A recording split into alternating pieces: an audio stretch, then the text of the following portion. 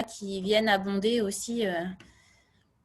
Et je me souviens que la première année, parce que j'étais là, je me rappelle, c'était à la Pommeraye, je crois, où la première fois où tu as présenté ces éléments-là à tes élus, à tes sociopros à l'occasion d'une assemblée générale, ça a surpris pas mal de monde puisque ça a cassé des idées reçues pas mal d'idées reçues qui fondaient l'économie touristique sur l'hébergement marchand. Et là, ça montrait que finalement, dans les recettes totales, c'était hyper réducteur de rapporter ça uniquement à l'économie générée en hébergement marchand et qu'il y avait tout le reste qui était largement majoritaire, quoi. Et ça a suscité pas mal de débats et d'interrogations à l'époque, je me rappelle. Oui. Et heureusement que tu étais là d'ailleurs parce que voilà, l'intervention d'une personne extérieure était déjà un peu plus crédible que nous. Office de tourisme a présenté des données. Il avait fallu qu'on détaille bien notre méthode de calcul pour qu'ils comprennent et qui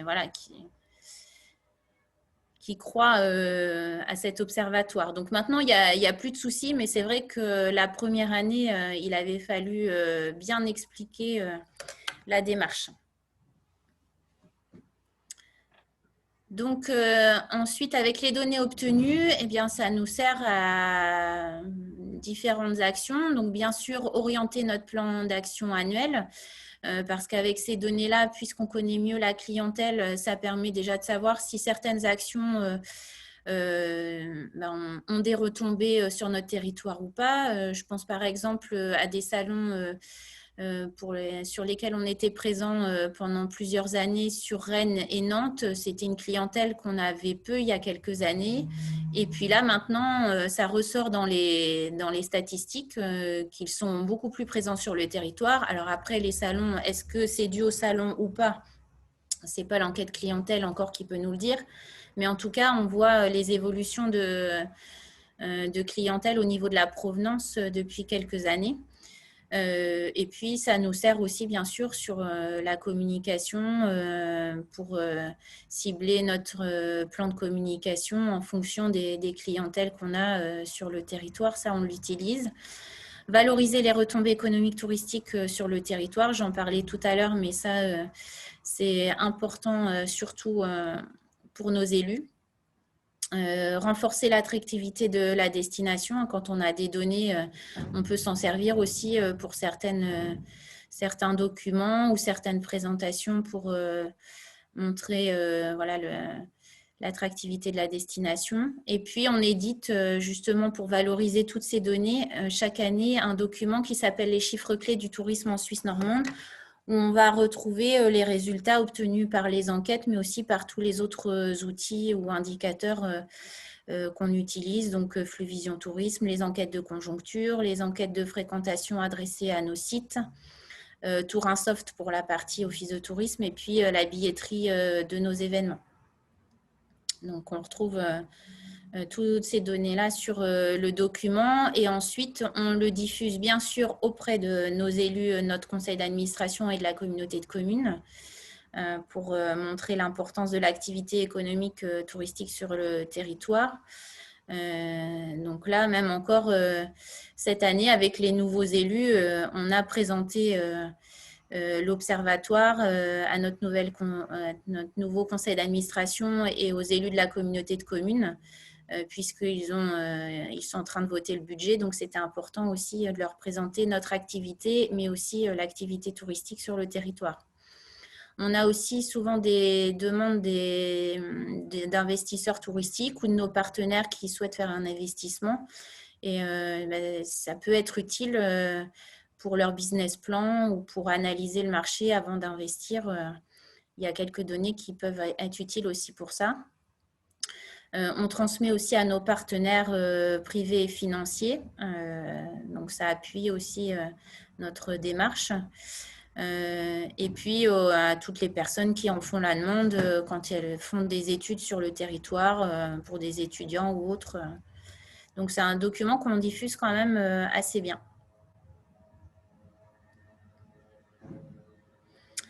Et puis, pour finir, je vous ai mis un petit tableur sur les avantages et les inconvénients.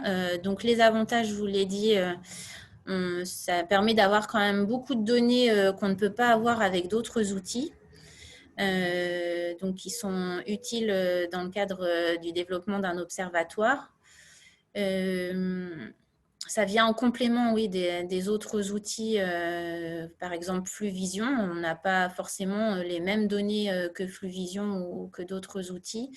Et puis, ça permet aussi de sortir un peu parfois l'office de tourisme de nos bureaux et d'échanger avec les visiteurs hors les murs de l'office de tourisme parce qu'on ne mène aucune enquête à l'office de tourisme. Toutes sont menées sur des sites en dehors de l'office de tourisme parce qu'on sait très bien qu'il y a des visiteurs qui ne viendront jamais, qui ne pousseront jamais la porte d'un office et ça permet aussi de les enquêter. Côté inconvénient, c'est chronophage, ça prend beaucoup de temps. Donc, c'est pour ça aussi qu'il est important d'avoir des bons créneaux, de choisir les bons créneaux où on est sûr d'avoir quand même un flux de touristes important pour mener quand même suffisamment d'enquêtes sur chaque créneau. Et puis, il est parfois difficile de rendre le personnel disponible en fonction de la saison. C'est parfois on se casse un peu la tête pour essayer de trouver les créneaux en fonction des rendez-vous, des créneaux d'accueil ou des autres missions à mener. Et puis, réunir tous les éléments pour obtenir des résultats fiables. Donc, je le disais, avoir un personnel compétent, bien formé, avoir une bonne sélection des sites d'enquête pour que ce soit représentatif, et puis un nombre d'enquêtes suffisant, parce que si on n'en mène pas assez, en fait, ça va être du travail pour rien, puisqu'on ne pourra utiliser aucune donnée en fin d'année. Donc, voilà. Quand on s'engage sur une année, il faut vraiment en faire suffisamment pour que ce soit utile pour après. C'est important ce que tu dis là par rapport à ce niveau d'engagement sur une année. Parce que vous, c'est vrai que vous avez fait le choix d'en faire tous les ans, c'est ce qui est super, hein. Après, c'est vrai que les données quali que vous allez produire, elles ne s'expérimentent pas d'une année sur l'autre. Vous pouvez aussi vous dire, Oui. je vais les espacer, je vais en faire peut-être que tous les 2 ou 3 ans. Mais je vais en faire plus par contre. Il vaut mieux en faire plus tous les deux, faire des grandes campagnes d'enquête espacées plutôt que d'essayer de bricoler, d'arriver péniblement à en faire une centaine en voulant en faire tous les ans, ce qui n'a pas de sens d'un point de vue statistique. Voilà, donc ça c'est important. C'est le choix qu'a fait Caen notamment. Vous imaginez bien que les enquêtes clientèle qu'ils ont fait l'année dernière, ils ont mis des moyens. La collectivité a mis des moyens aussi, financer des postes de renfort saisonnier, de stagiaires. Enfin voilà, donc ils ne font pas ça tous les ans. Ils ne vont pas faire ça tous les ans. Ça vaut pour les années classiques entre guillemets, parce qu'effectivement l'année dernière c'était une année hors norme. C'est une année qui est intéressante à observer, mais c'est pas une année qui peut servir de référence pour une stratégie à moyen long terme, quoi, hein. Voilà. Et puis, je crois que c'était la fin de ma présentation, mais juste pour terminer, effectivement, je ne l'avais pas mis dans le PowerPoint, mais on en a parlé avec Emmanuel hier.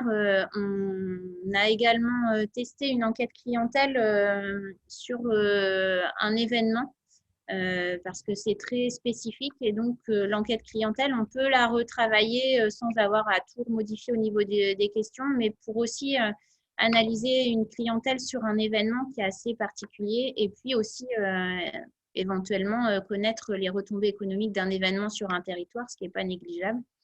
Donc, on l'avait fait pour effectivement les championnats du monde de kayak polo qui avaient eu lieu en Suisse normande en 2014. Et c'est pareil, c'était très intéressant pour nos partenaires, nos élus, la Fédération française de canoë-kayak. Enfin, tous avaient utilisé ensuite ces données. Alors effectivement, sur les questions, on va dire plus marketing, on a beaucoup de questions qui sont communes avec l'enquête territoire classique. Après, effectivement, il y a des questions spécifiques aux événements. Et derrière, on a aussi créé ça a été un des derniers outils qui a été créé d'ailleurs en date, une moulinette. On a recréé une moulinette un peu dans le même esprit que celle que Marina vous a présentée tout à l'heure, qui permet, en intégrant un certain nombre de données liées à la fréquentation du site et liées aux enquêtes clientèle qui ont été menées par différents croisements, de pouvoir établir l'impact de l'événement sur la destination.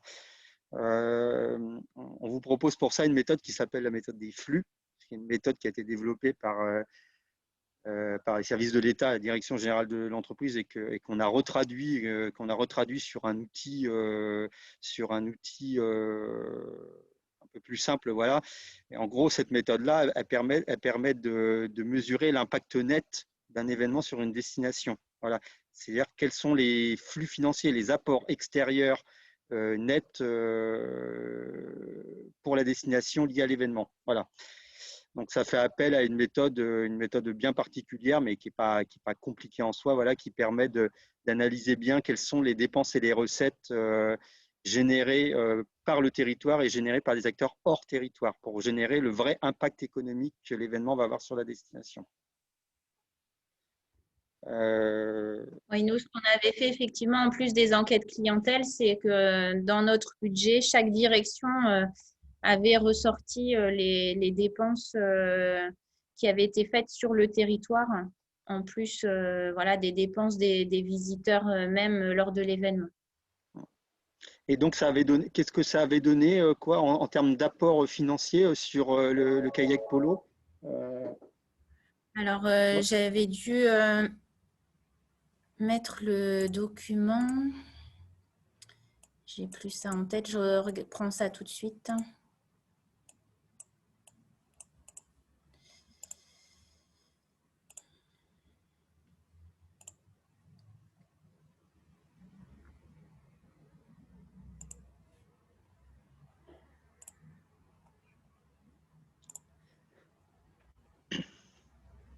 Bon, c'est pas grave si tu ne retrouves pas, hein, ou alors si tu as une petite. 1 200 000. Ouais. Sur un événement qui a duré combien de temps? C'était 5 jours. 5 jours. D'accord. Mm. Ok, on va passer aux questions. Est-ce que vous avez des questions sur l'intervention de Marina? Vous pouvez ouvrir vos micros.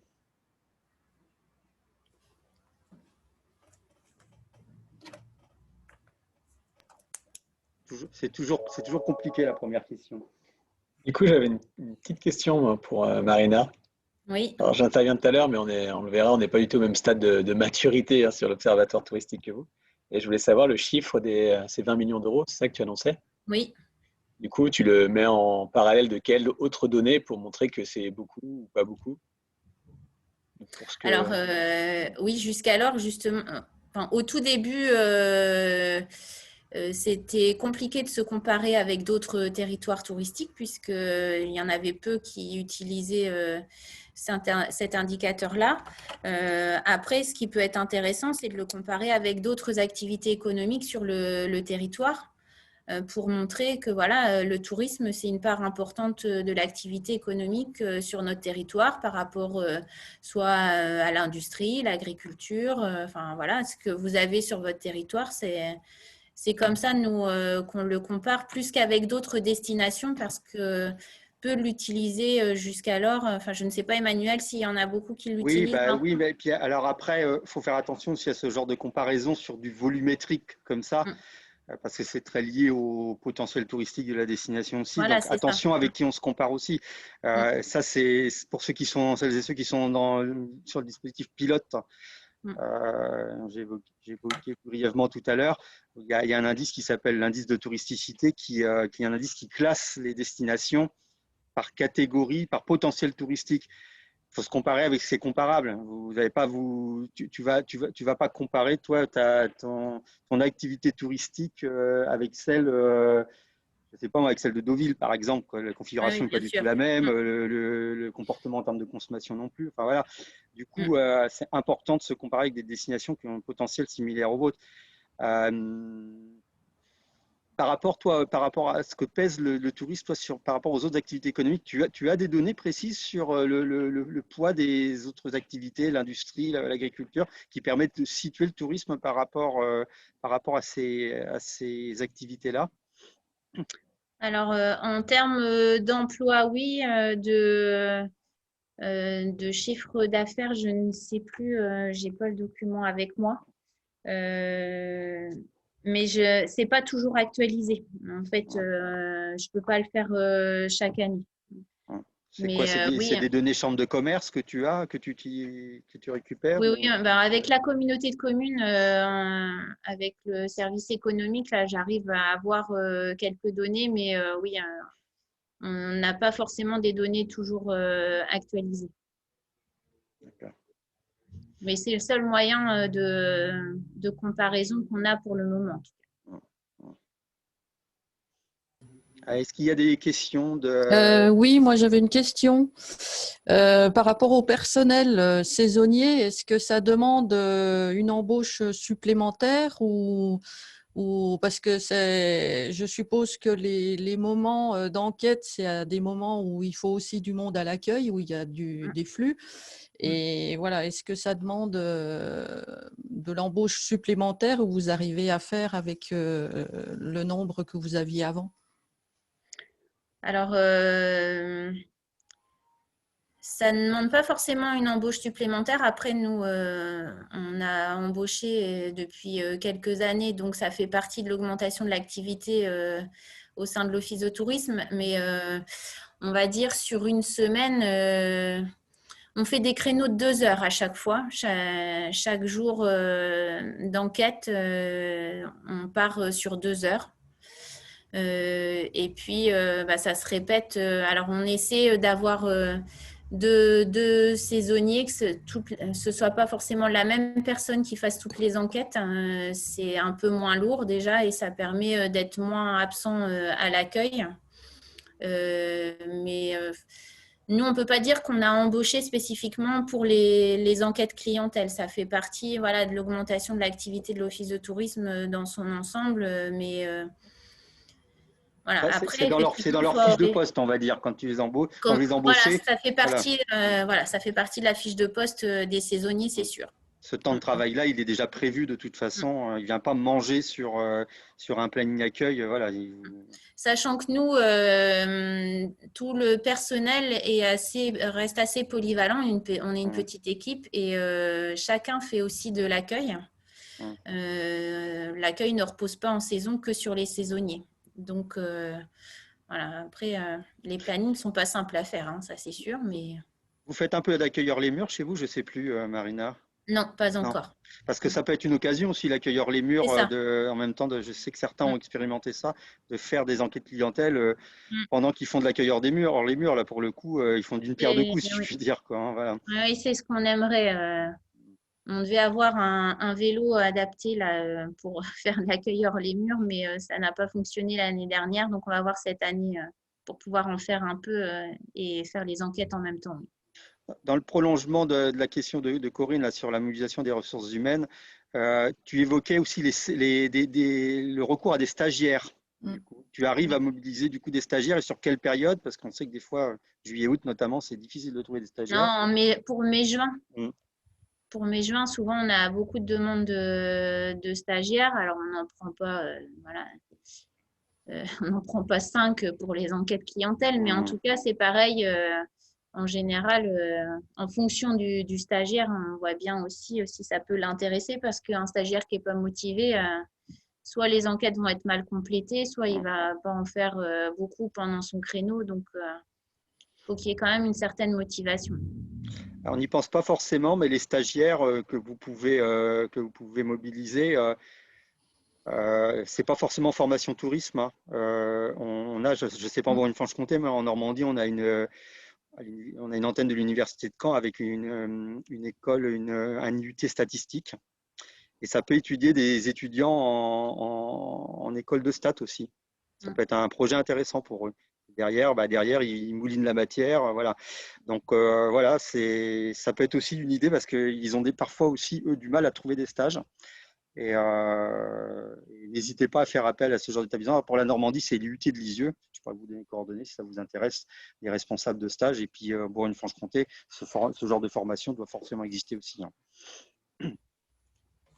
Est-ce qu'il y a d'autres questions pour Marina? Oui, moi j'aurais une question. Oui.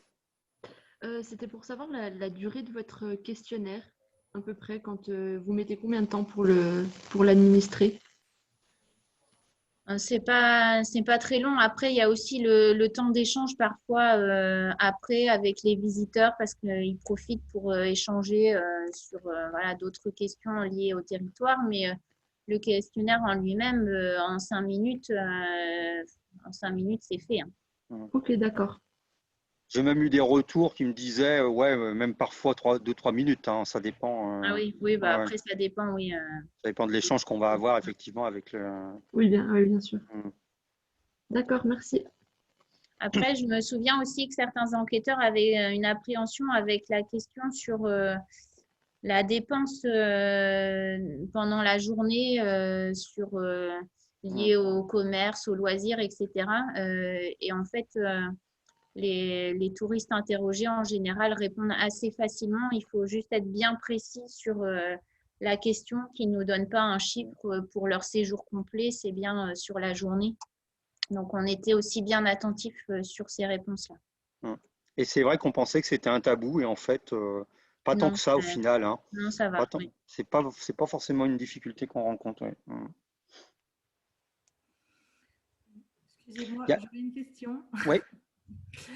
Angélique Pillorloger, je me demandais s'il y avait un petit pourcentage quand même d'enquêtes qui ne sont pas fiables, enfin pas utilisables. Et enfin, est-ce que c'est une petite partie, moyenne partie, ou est-ce qu'il faut en faire plus que 250 pour être sûr d'en avoir au moins 250 exploitables? Alors, oui, effectivement, ça arrive que certaines enquêtes, on les écarte parce que la personne n'a pas voulu répondre à certaines questions et du coup, c'est pas utilisable. Mais si on les enregistre automatiquement, enfin, à chaque session ou chaque semaine, ça permet de faire un point aussi sur notre avancée dans la campagne d'enquête. Donc, et ça permet de réajuster en disant, bah non, là, il va falloir, on n'est qu'à 100, donc là, il faut que vous essayiez d'en faire un petit peu plus la semaine prochaine, sachant que il y en a quelques-unes qu'on n'a pas pu exploiter. D'accord, C'est pour ça aussi l'intérêt d'enregistrer au fur et à mesure. d'accord. Est-ce que vous avez beaucoup de locaux dans vos enquêtes ou est-ce qu'ils sont éliminés directement ou est-ce que vous les traitez à part? Non, on ne les utilise pas en fait, les enquêtes, enfin, on ne les interroge pas. Dès le début de l'enquête, on leur demande s'ils sont locaux ou en visite sur le territoire. Bon, excepté l'année dernière, puisque c'était une enquête spécifique liée à la Covid, donc on les a quand même interrogés, puisque voilà, c'est une enquête de proximité. Mais les autres années, ils ne font pas partie des personnes enquêtées. D'accord. C'est important de bien se mettre d'accord et de bien briefer aussi vos enquêteurs sur ce qu'est un local. Oui. Parce qu'il y a la notion de bassin de population. Parce que quand Marina dit qu'elle n'interroge pas les locaux, elle n'interroge pas les habitants de Thury-Harcourt, chef-lieu de canton, voilà, Oui, de son territoire. Mais par contre, les Canets, c'est pas vraiment des locaux, mais c'est une clientèle d'excursionnistes. Caen, c'est à combien de kilomètres de Caen 25 km. À 25 km de Caen, Caen n'est pas dans le bassin de population de Thury-Harcourt. Les gens qui viennent en Suisse normande, ce n'est pas pour des raisons domestiques. Ils y viennent pour des activités de loisirs et là, ils ne sont pas traités comme des locaux, mais comme des excursionnistes. Donc, raisonnez bien en bassin de population. Le bassin de population, il peut être plus large que votre territoire de compétence, hein. Ça peut aller au-delà et vous allez capter des gens qui en fait sont sur le territoire, mais parce que ils viennent faire les courses, quoi, ou ils viennent chez le médecin, hein, c'est leur bassin de population, c'est pas des excursionnistes. Donc voilà, donc la notion de locaux, elle est vraiment adaptée au cas par cas. Merci. Ça ne veut pas dire qu'il ne faille pas les interroger, effectivement, mais l'année dernière, c'est vrai qu'on a fait le choix de faire un petit coup de projecteur là-dessus. Maintenant, même en année normale, on pourrait très bien dire, après, c'est un traitement différencié que vous allez faire, vous allez les trier à part, vous n'allez pas les mélanger avec les touristes et les excursionnistes, mais d'interroger les locaux sur leur pratique en termes d'activité de loisirs, c'est intéressant aussi, hein. On l'a vu l'année dernière. Nous, on voit beaucoup de locaux, enfin en tout cas à l'office. Et on a beaucoup de gens qui vont sur nos sites touristiques. Donc, c'est vrai qu'ils peuvent se retrouver dans une masse même en été, hein, il y en a beaucoup qui partent pas forcément en vacances. Nous, dans un des bureaux, on reçoit plus de 80% de locaux à l'année. Et la part même de l'été, c'est plus de 70% de locaux dans le bureau, hein. Donc, je me dis que ça peut être compliqué des fois parce qu'on risque de se retrouver sur 50 enquêtes avec 45 locaux, quoi. Même sur un site touristique local. Voilà, sur un site très fréquenté. Ouais. Après, s'ils consomment sur le territoire, c'est peut-être intéressant quand même, du coup, de les enquêter. Oui, voilà, en sachant qu'ils n'auront pas l'hébergement et qu'ils auront… Oui, oui. Oui, tout à fait. Ouais. Au même titre que les excursionnistes, en fait. Oui, voilà. Oui, c'est ce qu'il faut quand même ne pas les exclure complètement. Voilà. Est-ce qu'il y a d'autres… Oui. Non, j'ai plus de questions. D'accord. J'en avais une, mais je l'ai perdue. Ça va me revenir. Est-ce qu'il y a d'autres questions pour Marina? Non, il y a Marion d'Evreux qui disait ou délocaliser les questionnaires chez les hébergeurs pour être sûr de toucher des touristes. Oui, bah, c'est ce que j'évoquais tout à l'heure, et éviter de faire les enquêtes à l'office de tourisme pour avoir peut-être un panel plus large de clientèle. Ça, c'est sûr, j'en suis certaine. Oui, alors après, attention, parce que le format, le format d'enquête tel qu'il a été conçu, il est fait pour avoir un vrai enquêteur physique qui pose des questions. Ce genre d'enquête comme ça mis en libre service et en auto-administration par le visiteur, attention au risque d'erreur qu'il peut y avoir, parce que il y a des questions, il y a des sauts de questions, c'est-à-dire qu'il y a des questions, si on fait tel type de réponse, on n'est pas concerné par la question suivante, ainsi de suite. Donc il y a quand même un risque de biais. Après, si le prestataire, vous le briefez que c'est lui ou qu'il a des collaborateurs qui vont interroger les visiteurs, là on est dans les mêmes conditions, on retrouve les conditions d'enquête que vous avez en tant qu'office. Donc là, il n'y a pas de souci. Mais si vous voulez mettre une enquête en libre service un peu partout, faut revoir le questionnaire. Le questionnaire qu'on vous propose, il n'est pas adapté pour ça, quoi. Il faut un questionnaire beaucoup plus simple. Juste la petite précaution. Je ne vais pas retrouver ma question, mais c'est pas grave. On reviendra peut-être Il y plus aura tard. certainement plus d'enquêtes qui ne pourront pas être exploitées, ça c'est Oui. sûr. Et oui, avec des incohérences dans les réponses, voilà.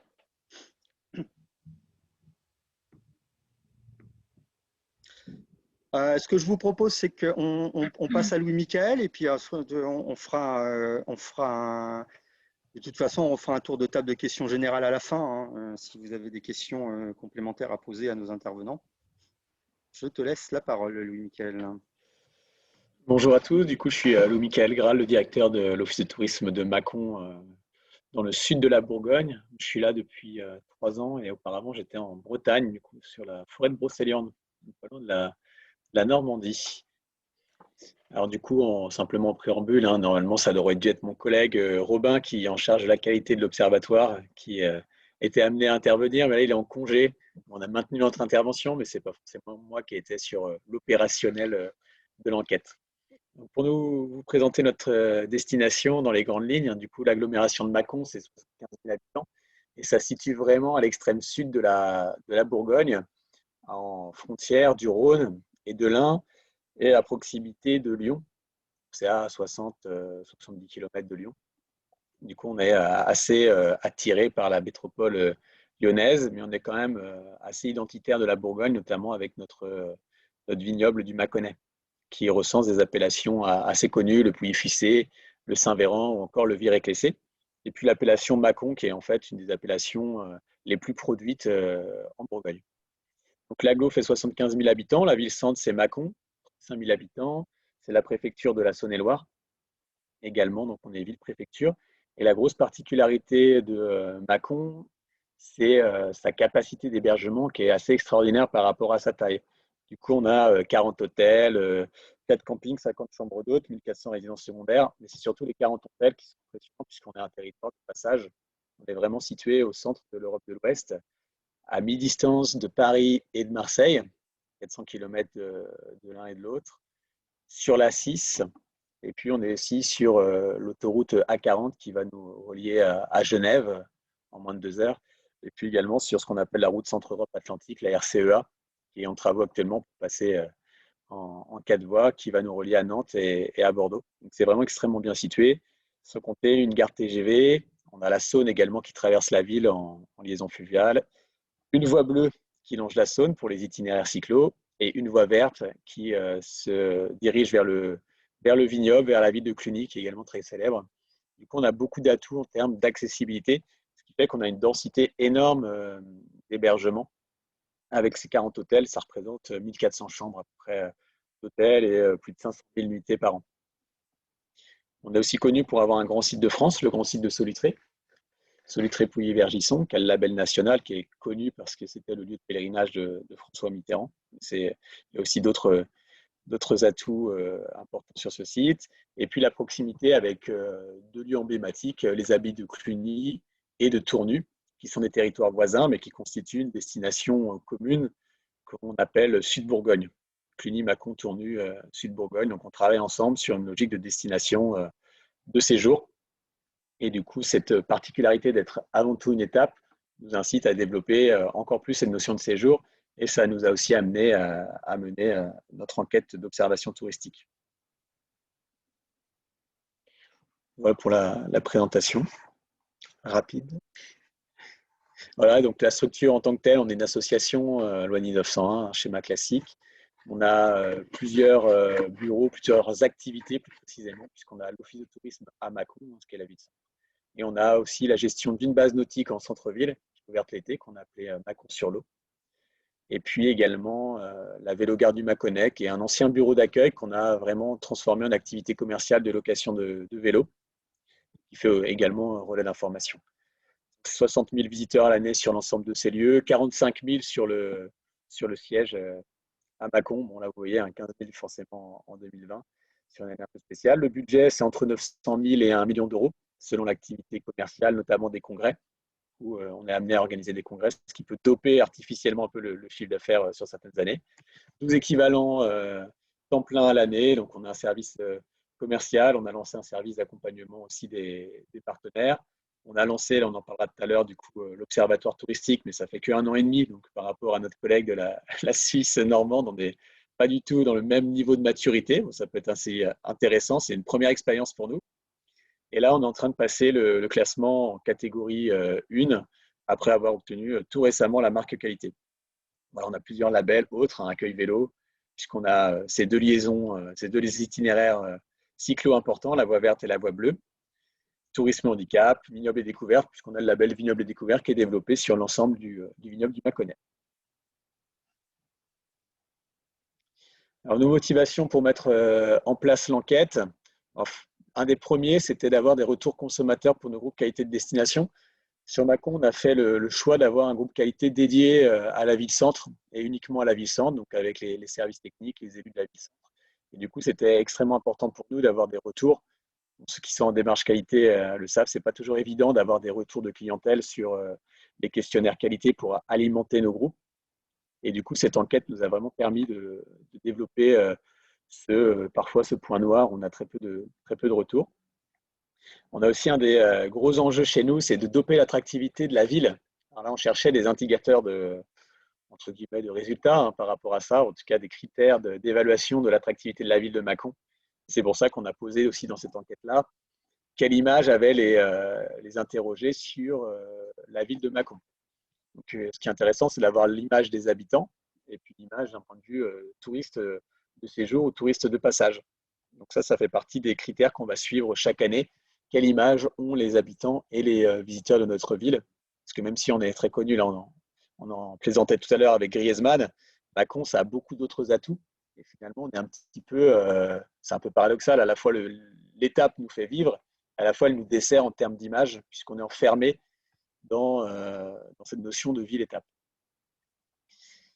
Connaître nos touristes, nos consommateurs de la destination pour peaufiner nos enquêtes, donc dans le cadre notamment du SADI. Alors là, on travaille sur un SADI on va dire dans une méthodologie un peu scientifique. J'en parlais par rapport aux élus, c'est important d'avoir des chiffres de consommation.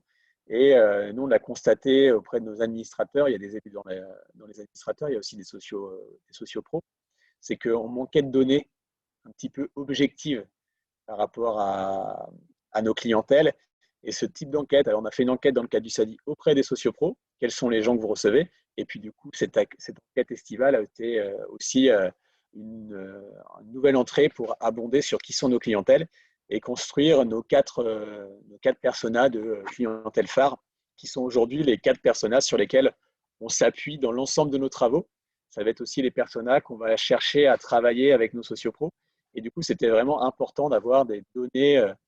Alors, j'emploie le terme objectif, je ne sais pas si c'est objectif, une enquête de terrain comme celle-ci, mais en tout cas, on a des données récoltées auprès de nos clientèles qui sont enregistrées dans un logiciel qu'on peut ressortir et qu'on peut utiliser.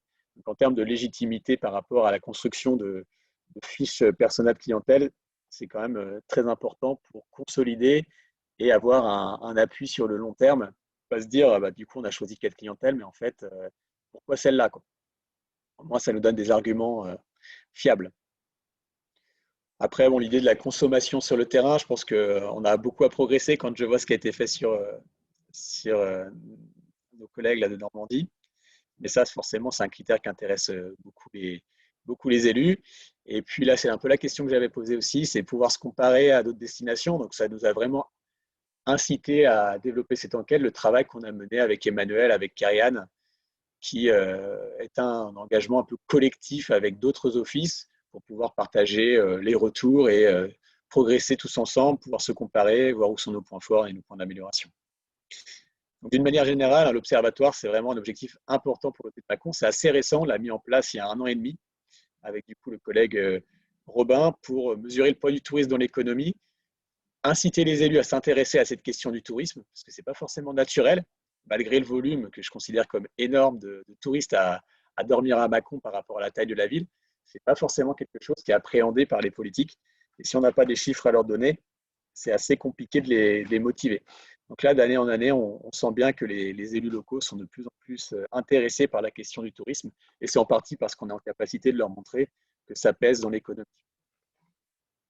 Et du coup, là, simplement pour revenir là-dessus, au niveau des indicateurs, il y avait cette notion-là de volume d'affaires. Je ne sais plus exactement quel était le terme qui était employé tout à l'heure. Nous, on utilise aussi l'indicateur du taux d'emploi touristique en comparaison avec les moyennes nationales, régionales, pour essayer de prouver par A plus B que ça pèse plus ou moins dans l'économie touristique. Alors, côté pragmatisme là, de l'enquête et la mobilisation, les modalités de mise en œuvre, du coup, donc, Robin qui a travaillé sur le questionnaire avec l'appui d'Emmanuel et de Kériane. Il a suivi une formation assez poussée pendant le confinement avec les offices de tourisme de Normandie. Après la déclinaison opérationnelle, on s'est appuyé sur des stagiaires pour le coup cette année, donc il était dédié qu'à cette enquête, donc il n'y avait pas trop de débat sur l'accueil, l'enquête, il était uniquement dédié à ça. Donc, on s'appuie notamment sur le BTS Tourisme qui est développé sur Mâcon. Il n'y avait pas forcément de planning prédéfini, ça ce sera sans doute un des points d'amélioration lorsqu'on recommencera. Et par contre, tous les questionnaires étaient enregistrés dans une tablette connectée, donc bien sûr avec le petit inconvénient de la qualité de la connexion. C'est pour ça qu'on était souvent proche de l'office. Alors j'entends bien l'argument et à juste titre d'essayer de sortir et de s'éloigner de l'office pour mener des enquêtes. Donc on avait 2 lieux, l'office de tourisme de Mâcon, la ville-centre, et puis le grand site de Solutré où on a également mené des enquêtes pour pouvoir aussi comparer quelles sont les clientèles sur Solutré, quelles sont les clientèles sur Mâcon. On avait aussi qu'est-ce qu'on avait noté? Oui, on va poursuivre avec ça. Les difficultés, bon là, la connexion Internet, on en a parlé. Les motivations et le besoin d'être avenant de la part des étudiants, ça c'est sûr que quand on a des stagiaires, il faut choisir des stagiaires qui ont un peu un profil avenant, ce n'est pas toujours le cas. Alors, je ne sais pas si en stats, ils sont plus avenants, Emmanuel. En BTS Tourisme, Pas forcément. Non, pas forcément. Ça reste des étudiants. Ils sont peut-être même moins parce que quelquefois on est plus sur des gens qui sont d'abord intéressés par le triturage, le moulinage de données que d'aller sur le terrain faire des enquêtes. Mais non, après voilà, hein, c'est vrai que c'est pas évident pour un étudiant comme ça d'être directement confronté en face à face sur le terrain. sans barrière. J'ai juste une petite question là, Oui. par rapport à tes étudiants stagiaires. Tu arrives à les mobiliser sur l'été? Alors oui, là on les a. En fait, on en avait une qui était vraiment en stage uniquement pour ça. Elle est restée 2 mois, donc elle a travaillé que sur cette enquête. Hmm. Et sinon, les autres, ils interviennent les week-ends. Dans D'accord. le cadre de leurs études, ils ont une association d'étudiants, donc ça nous permet aussi de les financer, de les soutenir, et puis eux, ça leur permet d'avoir des expériences pro sur la ville où a lieu leur BTS. D'accord. Alors, bien préparer les personnes qui administrent l'enquête avant de les laisser en autonomie, forcément, ça on en a parlé, hein, par rapport à la préparation des salariés pour avoir une homogénéité dans les réponses, même si on peut toujours avoir des difficultés sur la compréhension, ça aussi on l'a évoqué tout à l'heure, la compréhension des questions selon la typologie de personne qui est en face de l'administrateur du questionnaire. Alors là, on avait un peu le petit challenge de fixer un objectif de questionnaire à remplir pour s'assurer qu'on ait un taux suffisant de légitimité de l'enquête. Et puis, parmi les difficultés, c'est le temps de dépouillement et de traitement à prévoir. C'est vrai qu'on a une enquête qui est assez poussée et on a étudié certaines questions, mais à vrai dire, on n'a pas pris le temps d'aller encore beaucoup plus loin sur l'analyse de l'ensemble des questions, peut-être faire des tris croisés par rapport aux premières réponses. Donc, c'est vrai qu'une fois qu'on a cette manne d'informations, il faut vraiment penser à dédier un temps pour l'analyser. On va prendre Ouais. quelques exemples, du coup. C'est un diaporama qui est très simple. Du coup, les exemples de retour et d'exploitation dans le cadre des groupes qualité sur la ville-centre. Donc ça, c'est des groupes qu'on a, je suppose que ceux qui sont en marque qualité, c'est la même chose, hein, 2 fois par an. Donc ça nous permet vraiment d'aborder des problèmes qui soit ne sont pas vraiment reconnus par les élus, qui peuvent parfois faire peut-être l'autruche ou qui se disent mais d'où viennent ces retours, d'où viennent ces retours. Du coup, là, on a vraiment un certain nombre de personnes sur un certain nombre de réponses qui vont se plaindre du stationnement, du parking, des commerces fermés, de la signalétique, des transports en commun. Là, tu indiques là, 91 répondants. Le volume global, c'était combien de répondants là, On avait 150. Uniquement sur le secteur de Mâcon? Oui, et 150 sur Solutré. Oui, donc 300, oui, vous aviez fait 2 fois 150. Donc 300 Voilà, sur l'ensemble de la destination. c'est ça. Et puis Et dans là, on est sur l'idée, une... oui. Vas-y, pardon. Là, on est sur une question, là, pour le coup, ce qui est intéressant sur votre problématique, ça peut valoir pour d'autres territoires, des territoires comme ça où vous avez 2 identités de pôles à l'intérieur d'une destination, de pouvoir dissocier et personnaliser certaines questions, notamment les questions sur l'image, sur les points d'amélioration, où là, ça peut mériter des questions spécifiques par une destination infra, on va dire. Juste, je me permets du coup, là, par rapport à la question, quel point serait amélioré selon vous à Mâcon, est-ce que c'était du coup une question ouverte ou est-ce que c'était vraiment, les critères étaient donnés et c'était à eux de cocher ou Alors là, du coup, on avait tout un listing de réponses. D'accord. On avait tout un listing de réponses pour justement avoir, c'est un peu ce que disait Emmanuel, d'avoir une question fermée qui nous permette d'appuyer vraiment sur, entre guillemets, là où ça peut faire mal. Ouais, d'être sensible et puis pour éviter que ça parte dans tous les sens, quoi. Oui. Alors, ce qui est intéressant, c'est une question fermée, mais elle est posée de manière ouverte. Je m'explique. La plupart des questions, en fait, qui sont des questions fermées, elles sont posées de manière ouverte pour ne pas influencer les réponses. Parce qu'on sait que quand on suggère des réponses, déjà, on oriente le répondant. Donc, c'est l'enquêteur, lui, qui va cocher la bonne case par rapport à ce que le sondé va lui donner comme réponse. Voilà, c'est à lui de rentrer ça dans la bonne case et de reformuler si la réponse lui semble pas claire. Voilà, mais attention, c'est vraiment, ça fait partie des préconisations, ne pas suggérer les réponses.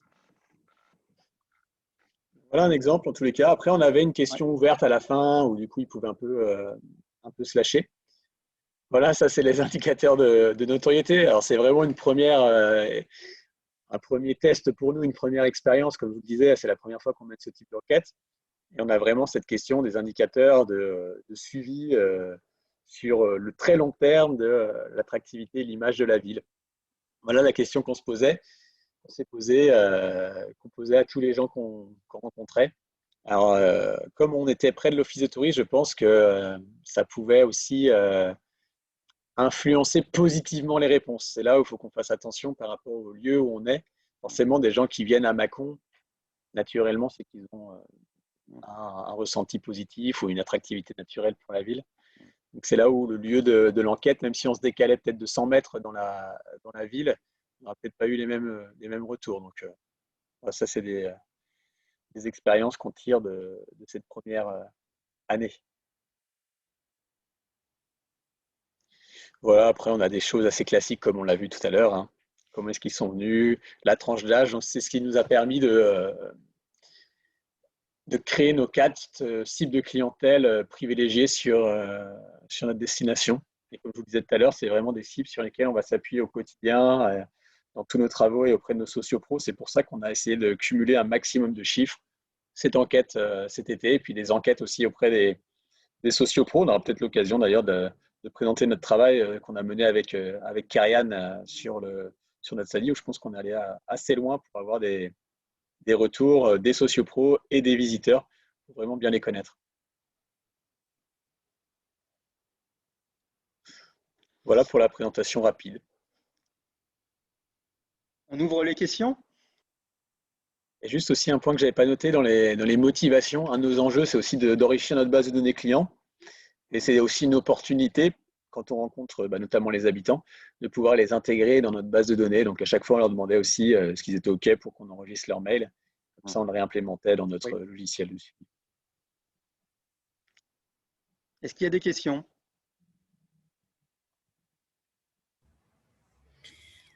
Moi, j'en ai une par rapport aux sociopros.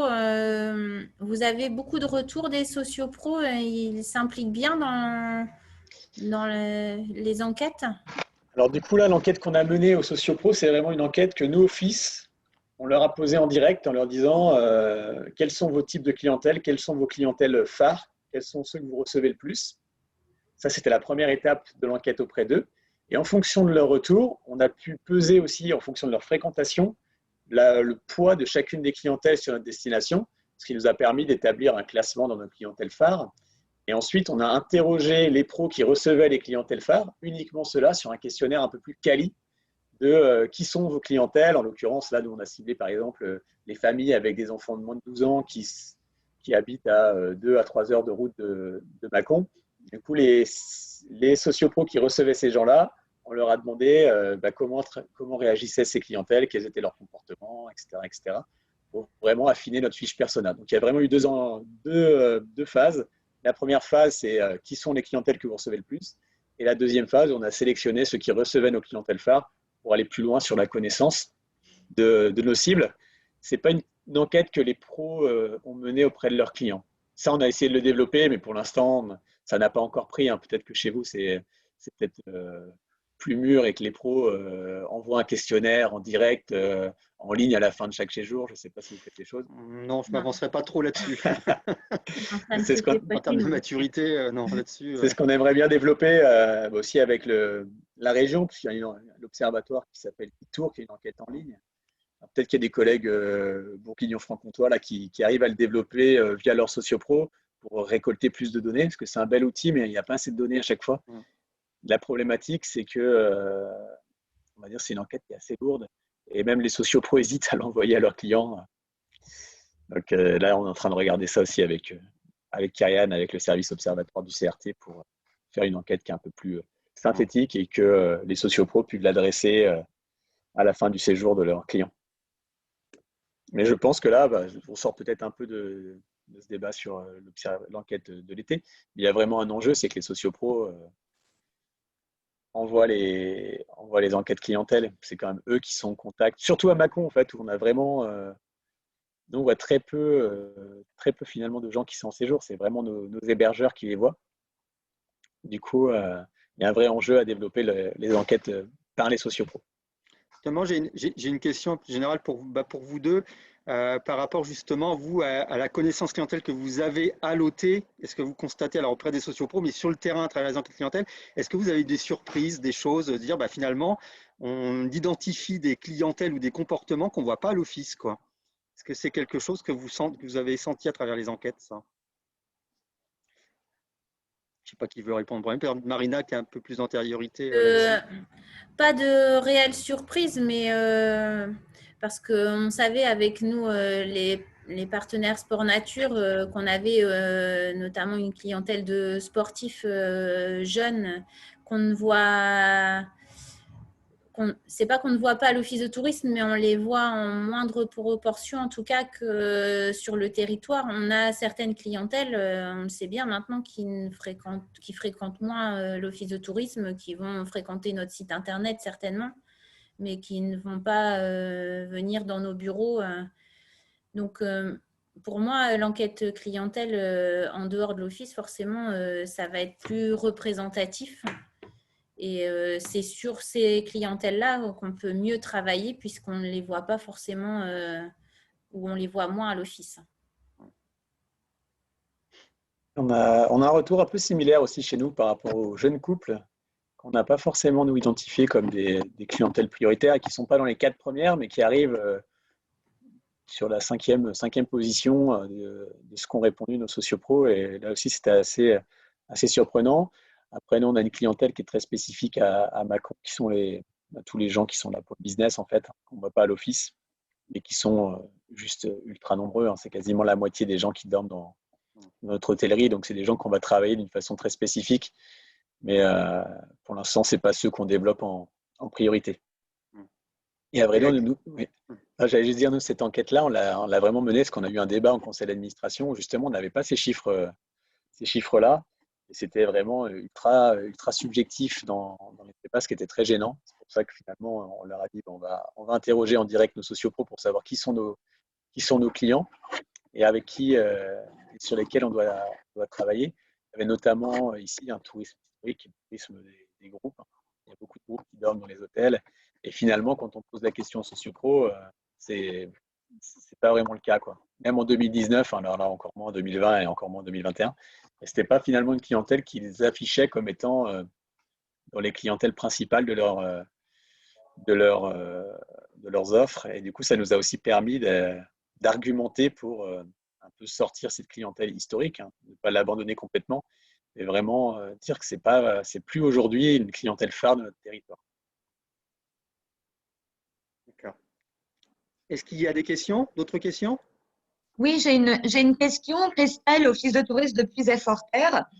Monsieur Tricoire, tout à l'heure, vous pointiez la notion de bien définir qu'est-ce que les locaux et de bien définir son bassin de consommation.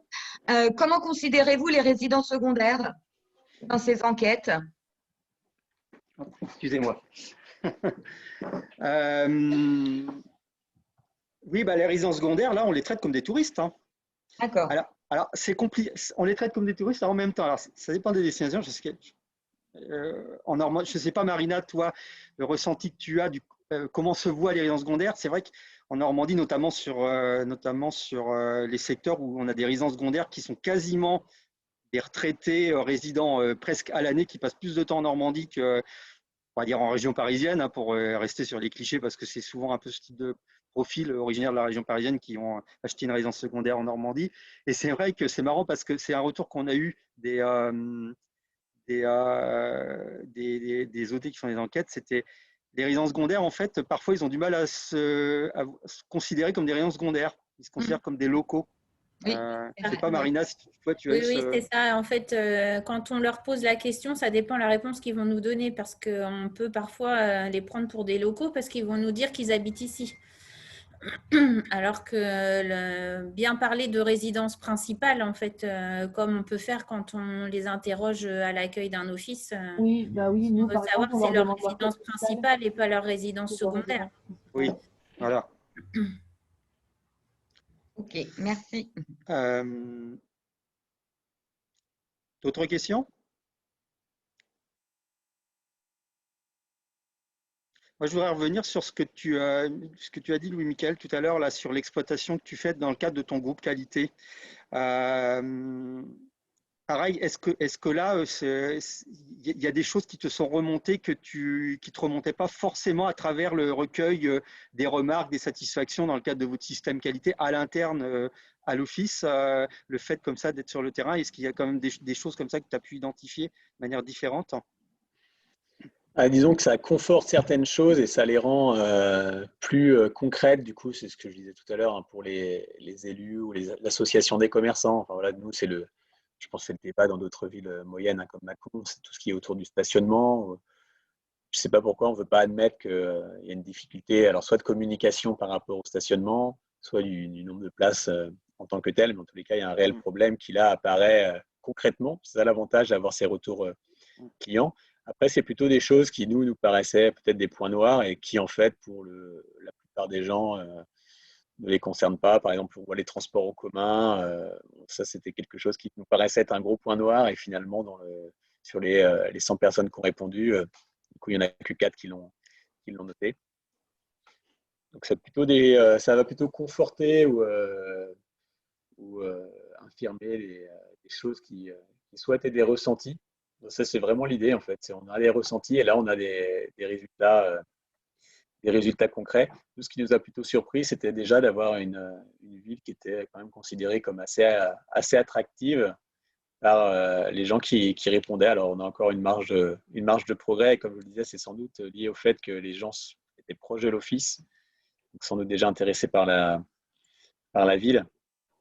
Mais vraiment, nous, se sert de ces chiffres-là pour leur dire, voilà, on peut vous prouver par A plus B qu'il y a au moins 36 personnes, soit 40% des gens qui ont répondu, qui disaient qu'il y avait un problème sur les parkings, quoi. Donc, il existe réellement. Prenons-le en considération, il faut qu'on le règle.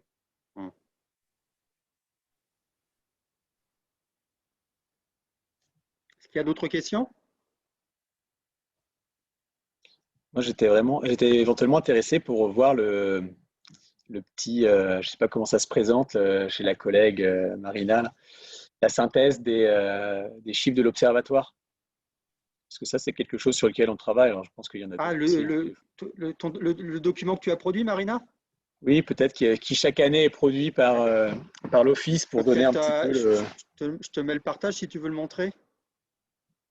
Hop.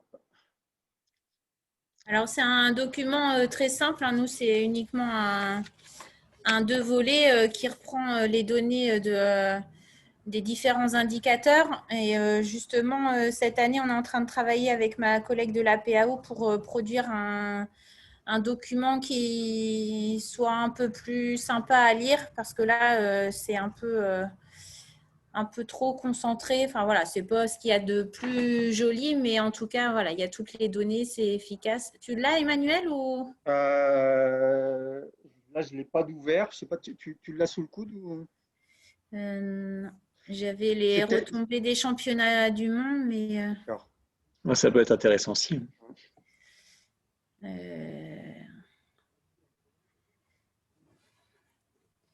Ah bah, tu peux montrer ce document-là, ouais, ça peut être pas mal, ouais.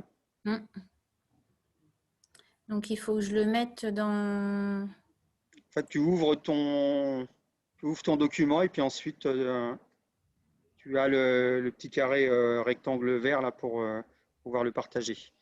Écran partagé. Ah oui, ok. Voilà.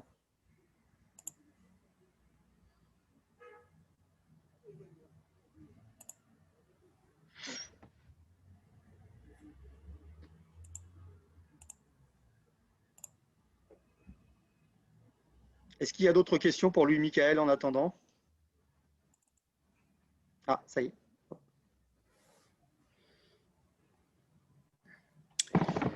Donc là, c'est pareil, il y avait 4 pages où on avait mis dans un premier temps les principaux chiffres concernant la compétition, 6 jours de compétition, 27 nations, enfin voilà, 75 000 visiteurs. Plus d'1,2 million de dépenses par les visiteurs, 10 000 nuitées, 15 millions de téléspectateurs. Enfin voilà, tous les chiffres qu'on avait pu avoir par les enquêtes, mais aussi par les médias, les réseaux sociaux, etc. Et ensuite, une deuxième page où là, on avait des graphiques sur l'origine des visiteurs, donc là, sur l'événement. Les visiteurs, comment ils sont venus, si c'était avec un club de kayak, avec des amis, en couple, en famille, en groupe ou seuls. S'ils sont venus en tant qu'excursionnistes ou en séjour. Donc là, c'était intéressant parce qu'effectivement, on mène, nous, depuis déjà pas mal d'années, des enquêtes clientèle de destination. Mais là, sur un événement, on n'avait pas forcément les mêmes résultats. Donc, le taux d'occupation pendant l'événement et par type d'hébergement. Donc tout ça, c'était grâce aux enquêtes clientèle, en tout cas le type d'hébergement, le taux d'occupation. Il me semble qu'on avait dû voir avec nos prestataires. Et en plus, on avait développé une centrale de réservation pendant l'événement pour orienter les compétiteurs, mais aussi les visiteurs sur nos hébergements encore disponibles. Et puis la partie communication, donc là, ce n'était pas par le biais des enquêtes clientèle, mais on avait pu avoir des données autres pour valoriser aussi le plan média. Retombées économiques sur le territoire, c'était la dernière page, où on avait valorisé donc, le budget de fonctionnement du comité d'organisation, 850 000 €, dont 249 000 dépensés chez les prestataires de notre communauté de communes. Donc ça, c'était intéressant aussi pour les élus, mais aussi pour les partenaires qui voient aussi l'importance d'organiser un événement sur un territoire. Parce qu'il y en a certains qui nous disent, oui, vous passez beaucoup de temps sur l'organisation d'événements, mais ça ne nous rapporte pas. Donc, avec des éléments comme ça permet aussi d'avoir des arguments auprès des élus, mais aussi auprès de certains partenaires qui peuvent parfois contester certaines actions de l'Office de tourisme. Et puis, où les visiteurs ont consommé pendant leur visite sur l'événement, parce qu'ils ont consommé sur le site de l'événement, mais aussi dans les boutiques de souvenirs, dans les restaurants autour de l'événement, dans les commerces alimentaires, etc. Et puis, grâce aux enquêtes, on a aussi dégagé un panier moyen du visiteur. Donc, toujours une différence entre les excursionnistes et les personnes en séjour, que ce soit en enquête de destination ou en enquête sur un événement. On voit qu'il y a toujours une différence quand même entre les deux paniers moyens. Et ce qui nous faisait… Marina, mais ton panier moyen, là, excursionniste et séjour, il est supérieur à celui que tu constates sur les enquêtes destination ? On retrouve à peu près les mêmes… Alors, bon, il y a quelques années, donc je ne sais plus à cette époque-là combien il était. Il y a moins d'écart que ça, en tout cas, entre excursionnistes et personnes en séjour. Là, en 2019, on était à 21,9 pour les personnes en séjour. Ouais. Et puis, pour les excursionnistes, on était à 16,7. D'accord. Donc, il y a toujours un écart, mais qui est moins important. Voilà. Donc, voilà ce qu'on peut produire, que ce soit pour l'enquête de clientèle de destination. À chaque fois, c'est un 4 volets, alors que le plan média, on n'a pas autant de données habituellement, mais en tout cas, pour les autres éléments, on met toujours les chiffres clés en avant, et puis après, on détaille une partie avec les enquêtes de conjoncture parce que ça permet de montrer aussi la satisfaction de nos partenaires pendant la saison. Ça nous arrive parfois de faire un zoom sur les sports de nature et les chiffres qu'on peut avoir sur l'activité sport de nature sur le territoire, parce que nous, c'est une spécificité ici. On met toujours le profil du visiteur, si on a un zoom sur leur consommation. Enfin, on peut faire évoluer au fil des années, mais c'est souvent autour de ces thématiques-là. Et puis, on a un tableur qui reprend la fréquentation sur nos principaux sites et sur les événements phares de la destination. Et du coup, j'avais une question là sur ce type d'enquête événement. Est-ce qu'il y a des modèles au niveau national? Est-ce que tu as ça, toi, Emmanuel, des modèles d'enquête qui nous permettraient on en a créé une. Hein. On en a créé une enquête clientèle. Quand tu as assisté à la formation l'année dernière, elle ne devait pas encore être créée. J'ai dû la créer après, en fait.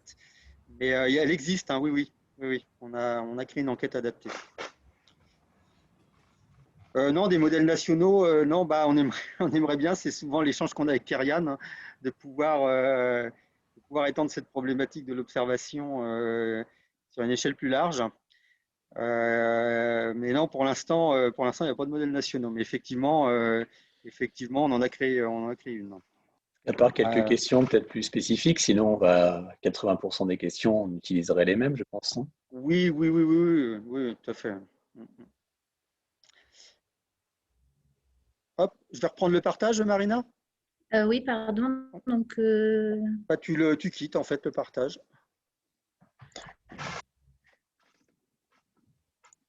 Ça y est.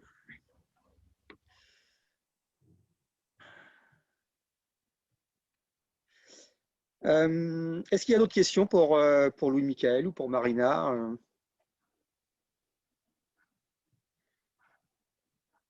Alors justement, comme on est… Rien à voir, mais pour Marina, pourquoi Suisse normande? Non, ça me perturbe, hein, parce que… Il y a la vraie Suisse là-bas, oui. Bah oui, voilà. Hein? Oui, d'ailleurs, on a quelques Suisses qui viennent nous voir parce que forcément, ça interpelle. Oui. Ils ne critiquent pas forcément quand ils découvrent les paysages, mais en fait, c'est une appellation touristique comme il peut y avoir dans d'autres petites régions de France. On a un relief assez particulier pour la Normandie, avec des paysages comme vous avez pu voir dans le teaser, hein, de petites montagnes.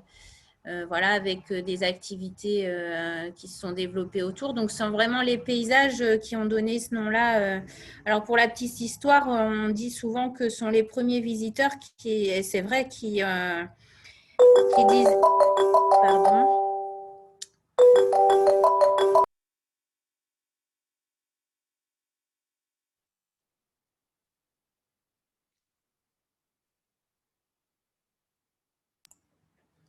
Désolée, on m'a installé un système de téléphonie là et je n'arrive pas à le couper. Bon. Donc, oui, les premiers visiteurs, souvent, ils disaient qu'ils venaient se promener en petite Suisse. Souvent, les personnes de la région caennaise, hein, puisqu'on n'était pas très loin de Caen, donc ils venaient se promener sur les bords de l'Orne, notamment à Clécy, et ils disaient souvent qu'ils venaient en petite Suisse. Donc, c'est une appellation qui est restée après avec le développement de l'activité touristique. Ok, ça marche, merci. Voilà. Ça ressemble plus au Jura suisse. Découvrir. Ça ressemble plus au Jura suisse qu'aux Alpes suisses, on va dire. Oui, on fait référence aussi parfois au Massif central. J'ai encore une agence de voyage là, qui est venue la semaine dernière qui ne connaissait pas, et quand la personne est arrivée, il disait « j'ai l'impression d'être dans le Massif central ». Voilà. Est-ce qu'il y a d'autres questions? Moi, j'en avais une justement, on est sur la slide du SADI. Par rapport à ça, c'est peut-être aussi pour Kerian ou pour Nicolas, je ne sais pas s'ils veulent intervenir sur les données les données clés dont ils ont besoin dans le cadre des accompagnements sur la stratégie d'accueil et d'information. Je ne sais pas, Louis-Michaël, par rapport à ça, je ne sais pas quel stade d'avancement avec Kerian là, sur la réflexion SADI, mais quel type de données te sont utiles pour adapter ta stratégie d'accueil d'information? Là, on est sur une slide, on a des profils clientèle. En quoi ça va t'aider à adapter ta stratégie d'accueil d'information? Du coup, ça nous a surtout aidé à créer les fiches personnelles. Alors là, Kerian, il pourra abonder au témoignage. Du coup, on a créé 4 cibles de clientèle. Une dont je parlais tout à l'heure, les familles avec des enfants de moins de 12 ans qui habitent à 2 à 3 heures de route de Mâcon. On a des couples, là on les retrouve en fait, on les retrouve vraiment bien, ce que je faisais comme réflexion tout à l'heure, les couples qui ont entre 40 et 60 ans et du coup qui également sont à 2-3 heures de route de Mâcon et qui sont un peu le couple épicurien en loisirs, qui va vraiment pouvoir consommer des activités gastronomie, du terroir, qui a un fort pouvoir d'achat. On a le couple jeune retraité, qui lui a peut-être un pouvoir d'achat un peu moindre. Et du coup, sur ces fiches persona, on va chercher à savoir par quel biais ils prennent l'information sur la destination. Du coup, ce qui va nous permettre demain de travailler soit les réseaux sociaux, soit le web, soit éventuellement la presse. On va chercher aussi quelles sont leurs préférences dans les activités qu'ils vont mener. Et là, du coup, ce qu'on a vraiment en tête, nous, c'est de s'appuyer sur ces personnes-là pour aller voir nos pros en leur disant, vous voyez, par exemple, on a énormément de familles, c'est d'aller voir certains restaurants, de les cibler, pourquoi pas les accompagner à créer des coins famille dans leur resto, ce genre de choses qu'on peut retrouver après sur d'autres types d'activités ou dans les caves. Donc, c'est vraiment de s'appuyer sur ces clientèles pour accompagner les pros, essayer de leur montrer la voie sur quelle est l'évolution de leur offre demain pour s'adapter aux gens qui viennent chez nous. Voilà un peu comment on a décliné ces cibles de clientèle. On pourrait vous les présenter. On a fait un article dans notre dernière newsletter pour nos pros, du coup, où on les présente. Et l'idée, c'est déjà qu'eux, ils s'imprègnent de ça pour se dire, ouais, effectivement, il faut que je m'adapte. On a aussi la grand-mère, hein, ça c'est assez traditionnel, je pense, dans beaucoup de points. La grand-mère qui vient chercher des infos pour savoir comment occuper ses petits-enfants quand elle va les avoir en garde. Et là, l'idée, c'est aussi d'accompagner notamment les sites de loisirs en leur disant, toutes les vacances scolaires, on a des centaines de personnes qui viennent nous voir pour savoir qu'est-ce qu'il y a à faire. Donc, créer des offres sur ces périodes-là. Il y a des clients en face.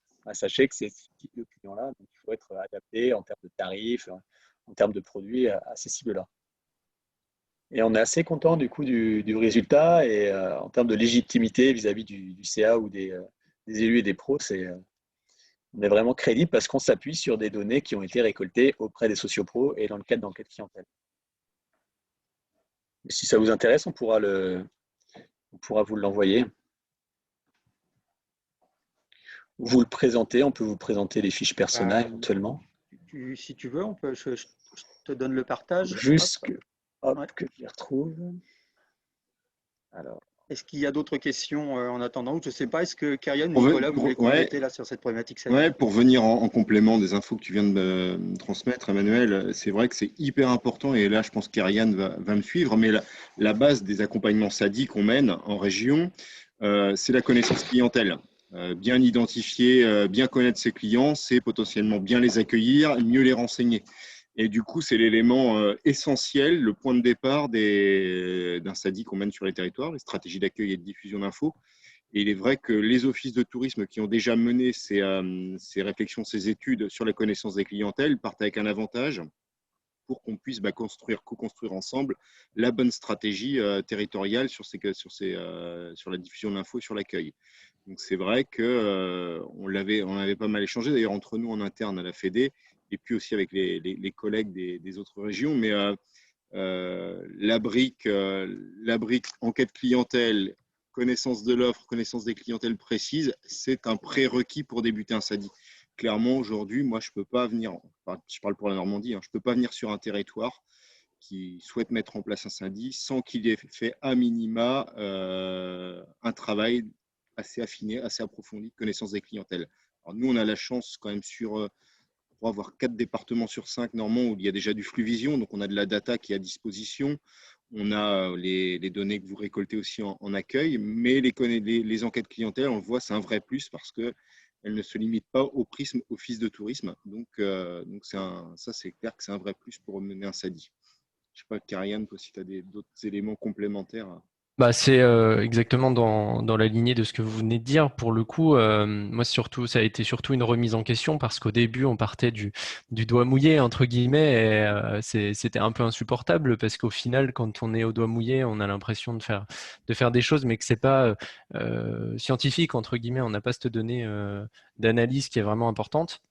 Et vraiment, ce qui traduit le plus fidèlement le travail qui a mené dans le cadre du SADI, c'est la réflexion qu'il y a à avoir en amont. C'est-à-dire qu'avant, moi, quand j'allais sur un SADI, finalement, c'était on attaque directement le travail avec les données qu'on a à disposition. Maintenant, il y a une vraie réflexion, plutôt de se dire, finalement, on va peut-être prendre 1 an de réflexion, de mener des enquêtes clientèle qui soient pertinentes, bien adaptées sur les flux, sur les lieux de passage et faire en sorte qu'on ait des données qualifiées. Et seulement à partir de ce moment-là, on lancera le SADI. Et alors oui, ça fait attendre 1 an, mais au final, il vaut peut-être mieux attendre 1 an et faire en sorte d'avoir des données qui soient précises, adaptées, plutôt que de se lancer finalement dans la méthodologie, disposer de la méthodologie et mettre la charrue un peu avant les bœufs. Donc je suis complètement en accord là-dessus. Ça a fait partie, ça fait partie de l'évolution des enquêtes ces dernières années. Marina, ça va te parler. Toi, tu as suivi tout cet historique avec moi, où il y a quelques années, c'est vrai qu'on avait une approche très promotion avant séjour. On cherchait à savoir comment le visiteur s'était renseigné. On était très focalisé là-dessus, mais c'était dans les stratégies aussi des OT, hein, où on était beaucoup sur cette partie-là et moins sur la partie comment on réfléchit à l'accueil et à la diffusion de l'information pour le visiteur en séjour. Donc, et cette dimension-là, on l'avait un peu zappée à l'époque, hein. C'était révélateur du contexte de l'époque où on avait un raisonnement très promo amont et pas séjour.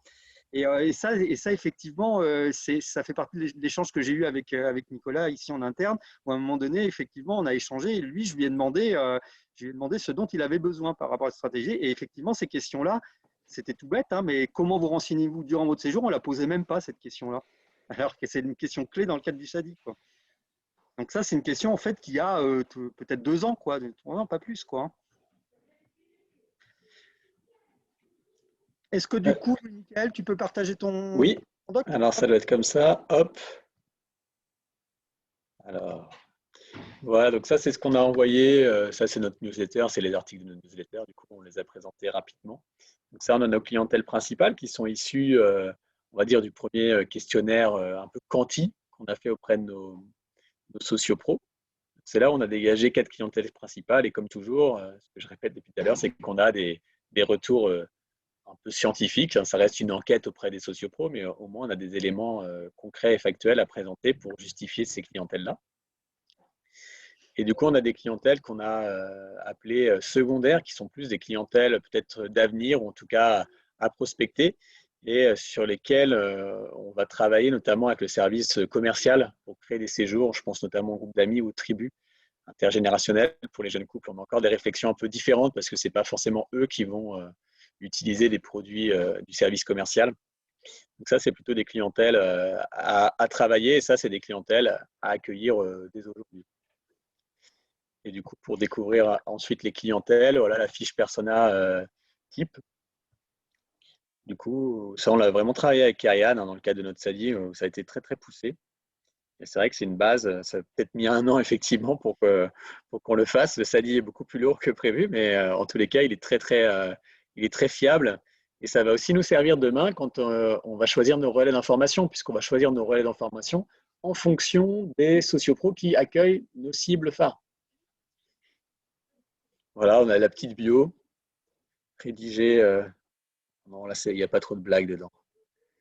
C'est pas moi qui ai dû l'écrire. Voilà, qui cherche à organiser le séjour, comment est-ce qu'il s'informe et sur quoi il se renseigne. Voilà, avec les petits pictos pour vraiment que ce soit visuel. Donc là, on est sur la cible, Patrick et Véro, le couple 50, 65 ans, qui a vraiment un pouvoir d'achat, qui vient se faire plaisir. Et là, on a du coup la petite toile d'araignée sur vraiment leur comportement, le calendrier sur leur surreprésentation. Et du coup, on va vraiment appuyer notre stratégie de diffusion de l'info par rapport à ces données-là. Quand est-ce qu'on va la déployer? Où est-ce qu'on va la déployer? Et ici, on va dire leurs affinités, leurs exigences, les produits qu'ils préfèrent, où est-ce qu'on va les retrouver. Voilà, donc ça, c'est un type de fiche. Voilà un deuxième. C'est assez traditionnel des territoires viticoles, hein, d'avoir ces couples.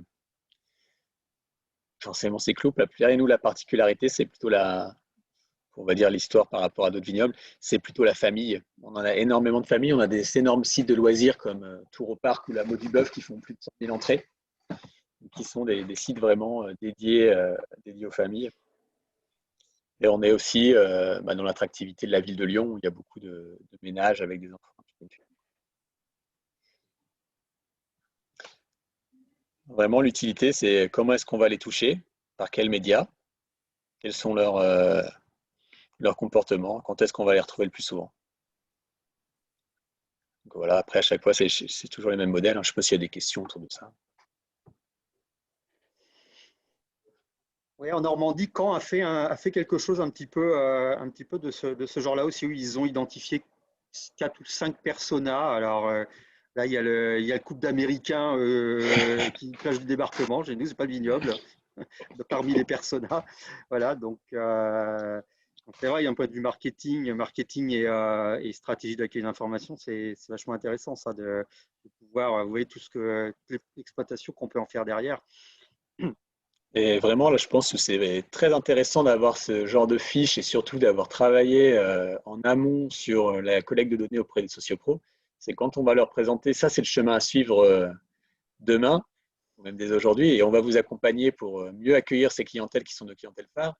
Il faut mieux être sûr de soi, quoi. Comme disait Karianne, quand tu es au doigt mouillé en disant, bon, d'après nous, c'est ces clientèles-là. Bon, est-ce que tu vas engager toute ta stratégie d'accompagnement des pros au doigt mouillé, c'est quand même un peu risqué et tu peux vite t'en mordre les doigts. En tout cas, tu peux être rapidement mis en difficulté. Au moins, là, on bénéficie vraiment d'une source de données qui nous permet d'être assez serein le jour où on va rencontrer nos sociopros pour leur présenter ça, le jour où on envoie notre newsletter. Et je pense que c'est des modèles qui vont être déclinés dans d'autres offices. Alors peut-être c'est améliorable. Hein. Ça, c'est ce qu'on a vraiment travaillé avec Karianne, avec notre responsable com aussi à l'OT, qui était elle aussi très gênée par le côté subjectif. Donc on a pris le temps pour récolter de la donnée et la synthétiser après sous forme de fiches. Pour vous dire, c'est très ressemblant. On a des fiches persona, nous, dans les accompagnements SADI qu'on mène en Normandie, qui sont très ressemblantes. Je sais pas, toi, Karianne, c'est dans nos ressources partagées, on a, dans notre drive. Je serais preneur du modèle pour le confronter au mien. Oui. Oui, complètement. Et du coup, je t'enverrai ça. Et il y a une chose que j'ai pas forcément dite avant, c'est vraiment grâce à l'Office de tourisme de Mâcon, pour le coup, que moi j'ai revu ma méthodo parce que c'était le côté subjectif. Parce que ce dont on a discuté, c'était suite aux échanges qu'on a pu avoir aussi, Nico, avec les collègues de RT. C'est vrai que c'est difficile de s'engager quand même dans quelque chose, comme tu le disais, Louis-Michaël, finalement, sans avoir de données précises. Donc, c'est vraiment avec l'accompagnement comme ça que ça permet d'adapter les fiches. Si ça se trouve, et c'est ce que j'avais dit à Louis-Michaël, d'ici un an, ce sera peut-être plus ça non plus. Ça évolue vraiment dans le temps parce que les clientèles changent tellement vite aussi qu'on est obligé de s'adapter continuellement. Mais pas de souci, je t'enverrai les éléments. Ouais, parce qu'on avait je pense qu'on s'était partagé, alors c'est une parenthèse entre nous, mais je crois que je t'avais partagé nos fiches persona normandes. Il me Et semble, du coup, oui. je pense que du coup, il y a Il y a des choses qui se recroisent. Ouais. Ok. Ok, merci. Hop. Je vais reprendre le partage. Est-ce qu'il y a d'autres questions pour Marina et Louis-Michaël avant de passer à la dernière partie qui sera plus une restitution, on va dire, d'informations qu'un retour d'expérience, là, pour le coup. Non? On a fait le tour des questions. Enfin, un dernier petit tour de table tout à l'heure, si d'autres questions vous reviennent à l'issue de cette séance. Oui? Non. Alors, donc moi, ce que je voulais vous présenter, vous allez vous allez avoir la primeur de ces enquêtes. C'est une petite compilation que j'ai faite des enquêtes clientèle de proximité qui ont été menées par 7 d'entre vous. Donc, je crois que la plupart sont présents parmi nous ce matin. Vous étiez plus nombreux au départ, mais un petit peu moins à l'arrivée parce que c'est vrai que la saison dernière, en termes d'organisation matérielle, ça a été compliqué. Hein. Mobilisation tout a été chamboulé. Hein. L'accueil des stagiaires, des saisonniers, voilà, c'était pas comme d'habitude. Et du coup, certains ont eu du mal, ont peiné à engager la démarche, ont démarré et ont lâché en cours. Du coup, j'ai fait le choix de ne retenir que 7 OT sur lesquels j'estimais que voilà, on avait un volume d'enquête suffisant et exploitable pour pouvoir les compiler. Alors bien sûr, avec Karianne, on a fait un petit travail de sélection des questions, puisque toutes les questions et toutes les réponses ne sont pas pertinentes à compiler. Il y a des choses qui n'ont un intérêt que local, typiquement les questions d'image, voilà, ça ce sont des questions voilà, qui sont spécifiques à une destination, donc on ne va pas s'amuser à compiler ce genre de réponses. Voilà, donc on a sélectionné une dizaine de questions avec Karianne qu'on a fait le choix de mettre en avant. Donc, ça représente sur les 7 OT de Normandie et de Bourgogne-Franche-Comté, donc Suisse normande, Terre de Nacre, Baie du Cotentin, Flair-Aglo pour la Normandie et Dijon, Mâcon et Dole pour la Bourgogne-Franche-Comté. C'est intéressant parce qu'on a une bonne variété de territoires. On a du rural, on a du littoral, on a de la thématique débarquement, on a de la thématique secteur viticole qu'on n'a pas en Normandie. On a de l'urbain avec Dijon, mais aussi avec Mâcon et Dole aussi. Hein. Voilà, donc on a vraiment une bonne variété de territoires. Donc ça, c'est intéressant en termes de représentativité et toutes ces enquêtes compilées, ça représente plus de 1000 enquêtes. Donc là, plus de 1000 enquêtes, là, c'est intéressant en termes de fiabilité et de tendance, hein, sur les résultats. Alors, une première question, quelle est la raison de votre présence sur notre territoire? Donc, ces enquêtes ont été menées alors, sur des périodes plus ou moins larges, mais on en a qui ont démarré. Alors, bien sûr, tout le monde a démarré, personne n'a démarré avant juin, hein, puisqu'on était confinés. Donc, voilà. Il y en a qui ont démarré dès juin, ça a été beaucoup en juillet, et certains ont poussé jusqu'aux vacances de la Toussaint, en arrière-saison.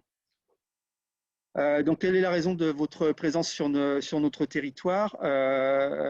Donc, une grande majorité ont répondu pour les loisirs, 82%.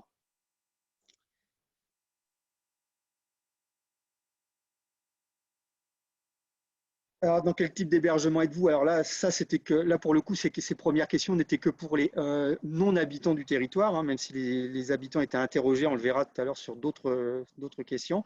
Donc, pour ceux qui étaient en séjour, dans quel type d'hébergement êtes-vous?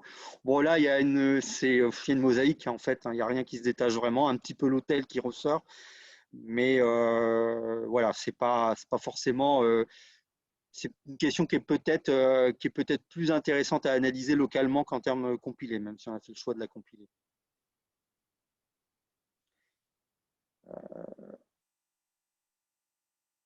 Pouvez-vous dire approximativement combien de fois êtes-vous déjà venu ici pour vos loisirs? Pour 47% des répondants, c'était la première fois. Intéressant.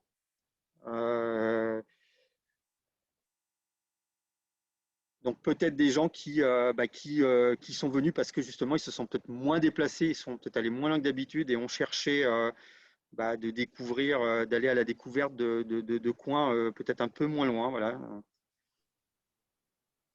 Êtes-vous parti ou allez-vous partir en vacances dans une autre région cet été? Alors pour la moitié des répondants, oui. Quand même 42%, une part significative de personnes qui n'avaient pas prévu de partir en vacances. Donc c'est peut-être aussi allié avec la réponse précédente, hein, de gens qui ne sont pas partis en vacances et du coup qu'on en profité pour faire du tourisme régional, on va dire, hein, du staycation comme on dit en anglicisme. Alors sinon, pour quelles raisons? Des gens qui n'avaient pas prévu de partir en vacances dans une autre région, simplement, de toute façon. Et puis il y a des personnes qui ne sont pas parties aussi pour des raisons professionnelles ou des raisons économiques, hein, liées à la crise. Hein. Considérez-vous que vous allez faire cet été plus d'activités que d'habitude dans la région? Bon là, 45% non. Bon voilà, il y a une grosse part quand même de ne sait pas encore, donc ne savait pas encore. Donc voilà, c'était une question sur laquelle il semblait qu'il n'était pas forcément évident de répondre. Pas facile à interpréter, mais enfin le 25%, il est quand même intéressant parce que quelquefois les résultats minoritaires, ils sont intéressants en statistiques analysées. Ça vaut d'un point de vue statistique de manière générale. Il y a quelquefois des éléments saillants sur des questions minoritaires qui sont des parts non négligeables et ce 25% plus que d'habitude, il est quand même intéressant, mine de rien. C'est peut-être des gens aussi que vous allez fidéliser aussi derrière.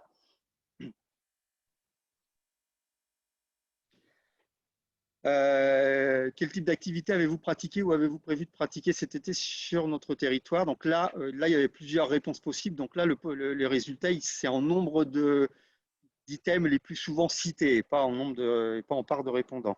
Donc, ce qui était le plus souvent cité, Loisirs sport, ça vient en majorité. Si on faisait ce genre d'enquête et qu'on compilait ces résultats-là sur une année normale, peut-être que cette part-là serait moins importante. L'année dernière, on sait que vous l'avez tous constaté sur vos territoires, dans vos offices, que la demande d'activité de plein air, loisirs de pleine nature, randonnée, vélo, hein, était très demandée. D'abord parce qu'il y avait beaucoup des sites qui n'étaient pas ouverts, et puis parce qu'il y avait une certaine réticence aussi, peut-être de vos clientèles, à pratiquer certaines activités. Donc, si on compile loisirs, sport et balade plage, hein, on est quand même là, 24, 34, 44, on est 45% de réponses les plus souvent citées, hein, donc part quand même assez importante, sachant qu'on a quand même des destinations urbaines dans l'enquête, hein, donc cette part, elle est quand même intéressante.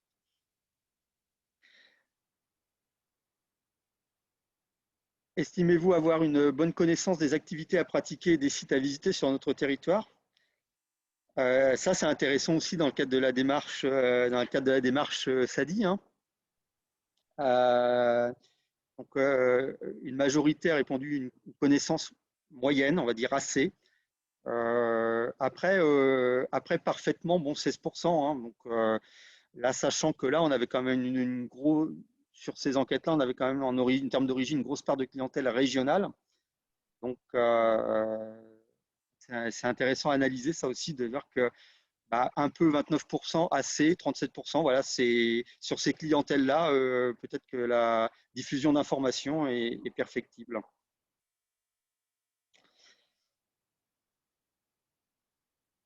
Comment vous renseignez-vous sur les activités et lieux de visite? Donc là, pareil, encore plus que la précédente, une question très SADI, hein, si je fais dire.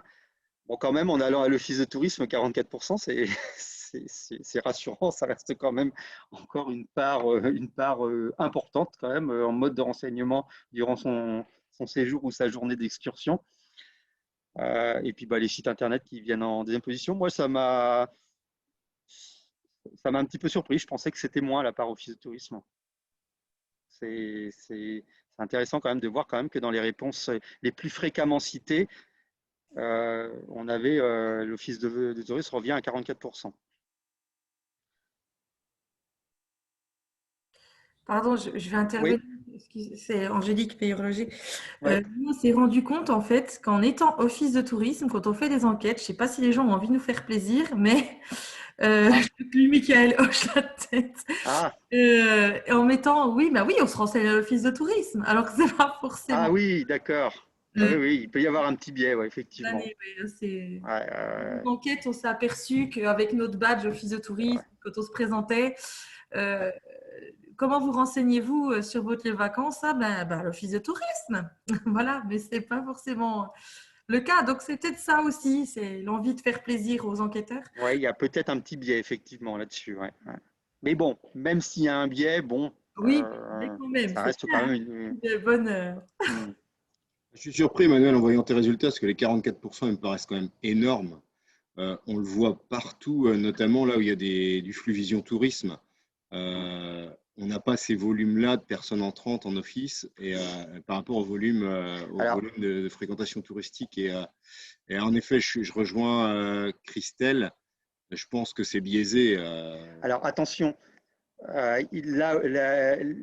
on est sur, pour rappel, 2020, on est sur une enquête clientèle de proximité et là, on a les locaux dedans. Les locaux sur leur pratique de loisirs. Donc, c'est-à-dire que sur cette question-là, les habitants, ils sont interrogés. On sait que dans les offices, les habitants, c'est une part très importante. Donc, il y a ça aussi. C'est-à-dire que par rapport à une année normale, je ne sais pas, Marina, toi, sur les années précédentes, sur cette question-là, ce que ça représente, la part, en plus, toi, tu n'es pas sur une destination urbaine, donc la part doit être beaucoup plus faible. Mais attention, il y a le fait que là, on a interrogé les locaux. Donc, petite précision, là, si on faisait un tri, ce que je n'ai pas fait, mais si on faisait un tri en enlevant les habitants, il est fort probable que la part serait bien moindre, quoi. C'est là où après, quand on a un volume d'enquête intéressant, c'est important de faire ce genre de tri, de faire ce genre de distinction entre le comportement des locaux et le comportement des extérieurs.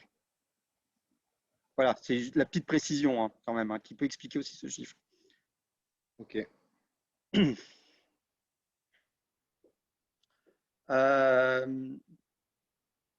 Diriez-vous que les dispositions mises en place pour assurer votre sécurité sanitaire sont, alors, une grande majorité suffisantes, hein, 83% ont répondu qu'ils estimaient qu'elles étaient suffisantes. C'est plutôt rassurant quand même. Et enfin, je crois que c'est la dernière, y a-t-il des activités que vous auriez souhaité pratiquer s'il n'y avait pas eu la crise sanitaire? Alors là, ça m'a un petit peu surpris cette réponse-là finalement, parce que je me suis dit, voilà, est-ce que les gens avaient du mal à se projeter ou à faire le parallèle? Je me suis dit que finalement, 85% non, alors qu'il y avait quand même une limitation des possibilités d'activité. Voilà, moi, ça m'a un petit peu interpellé. Je ne sais pas si vous avez des clés d'analyse, vous, par rapport à l'expérience client-visiteur que vous pouvez avoir sur votre territoire, mais bon. Moi, j'ai Non, jamais vu autant de monde, oui, pardon. non, je pense qu'on allait dire la même chose, ouais, c'est que les gens, ils n'ont pas forcément eu le sentiment d'être contraints. Ouais, Hein? enfin, en tout cas, ils n'ont pas. Ils venaient pour la nature. Enfin, moi, j'ai jamais vu autant de monde faire la grande traversée du Jura. Jamais eu autant d'appels pour la grande traversée du Jura, donc voilà, parce que ça passe par chez nous. Mais c'est vrai que donc ils n'ont pas été bloqués puisque de toute façon ils avaient envie de nature, ils sont venus pour la nature pour aller, enfin en tout cas sur notre territoire. Après c'est vrai Oui, voilà, c'est ça. C'est sur le territoire, effectivement. Donc, comme ils venaient pour ça, bah, ils n'ont pas été déçus, quoi. voilà, je pense que c'est ça qui fait aussi. Après, au niveau urbain, il y avait quand même des choses ouvertes, même au niveau culturel. Donc, Oui, tout à fait, ouais. Oui, oui, c'est vrai qu'on n'était pas comme dans la situation actuelle où on avait quand même voilà, beaucoup plus de choses ouvertes. ils ne pouvaient pas boire un coup en terrasse, quoi. Enfin, Oui, c'est sûr. ils voulaient juste être dehors, en fait. Je crois que c'est ça. Oui, Et oui, c'est ça, ouais. ils sont contentés de peu et enfin de peu. Il y avait quand même pas mal de choses ouvertes, mais ils sont voilà. Je pense qu'ils étaient satisfaits de pouvoir partir en vacances, tout simplement. Moi, je veux juste rajouter quelque chose. Je rejoins Angélique sur ce qu'elle vient de dire, parce que je travaille au Rousse et on est en train de faire une enquête actuellement et on a les mêmes réponses. En fait, les gens viennent principalement pour la nature et les espaces, quoi.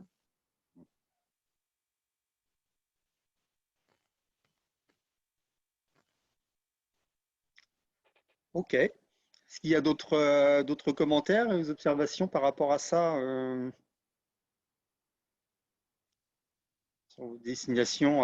Vous arrivez à faire le parallèle avec ce que vous constatez localement? Ça vous paraît cohérent ou vous êtes complètement en décalage avec ce que vous voyez?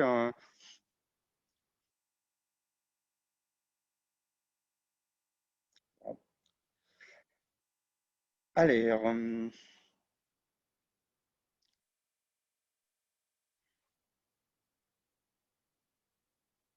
alors, en guise de petite conclusion, et puis après, on vous laissera une ultime parole si vous avez des dernières questions avant qu'on se quitte. Petit zoom sur la formation, elle a été évoquée, en filigrane par Marina et par Louis-Michaël. Donc, il y a déjà un certain nombre d'entre vous qui ont suivi cette formation, hein, aussi bien en Normandie qu'en Bourgogne-Franche-Comté, sur les 2 dernières années. Donc, une formation que j'anime à l'appui de la boîte à outils que nous avons conçue avec un groupe d'OT normands au fil des années. Donc, vous dire que la prochaine session, elle a lieu les 1er et 2 avril. Bon, probablement à distance. Hein, la décision n'est pas encore totalement prise, mais bon, c'est fort probable que ça se fasse comme ça. Bon, ça marche très bien. Hein, je l'ai fait selon les 2 formules. À distance, ça se fait aussi. Donc, elle est ouverte aux OT de Normandie et de Bourgogne-Franche-Comté. Donc, pour les OT de Bourgogne-Franche-Comté, l'info va dû vous être diffusée par Céline Barbier à la mascotte. N'hésitez pas à revenir vers elle si vous êtes intéressé, vous souhaitez vous y inscrire. Voilà, donc en fait, dans cette formation, on brosse plus large que les enquêtes clientèle. Hein, on brosse vraiment les différents champs d'observation possibles, les différents types d'acteurs et de cibles dans le cadre de cette observation. Donc, l'observation des clientèles, l'observation de l'activité des sites et hébergements et restaurants, activités, loisirs, voilà. Et puis toutes les méthodes après, ce que Marina vous a présenté aussi, de comment on traite et comment on peut analyser ces données-là d'un point de vue économique. Donc c'est une formation, il y a pas mal d'exercices, hein. Il y a transmission d'outils et de méthodes, et on fait beaucoup de petits exercices de mise en situation sur des exemples, des cas pratiques. Même à distance, on arrive à le faire quand même assez facilement. Voilà, donc sur un format de 2 jours. Donc si ça vous intéresse, n'hésitez pas à revenir soit vers moi pour la Normandie ou vers Céline à la Mascotte pour la Bourgogne-Franche-Comté.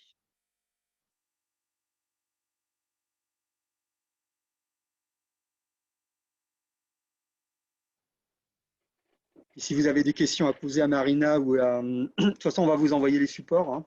On va vous envoyer les supports. Alors par contre, si la difficulté, ça on n'avait pas pensé à ça, Kyrian et Nicolas, pour les OT de Normandie, on a la liste des inscrits parce qu'il y avait une préinscription, et pour la Bourgogne-Franche-Comté, on n'avait pas de traçabilité de qui s'était inscrit. Alors, je ne sais pas comment on peut récupérer l'info du coup. Moi, je vois quelques personnes que je connais, mais il y a d'autres personnes. Par exemple, je ne savais pas que Alexia travaillait au Rousse, donc maintenant je le sais.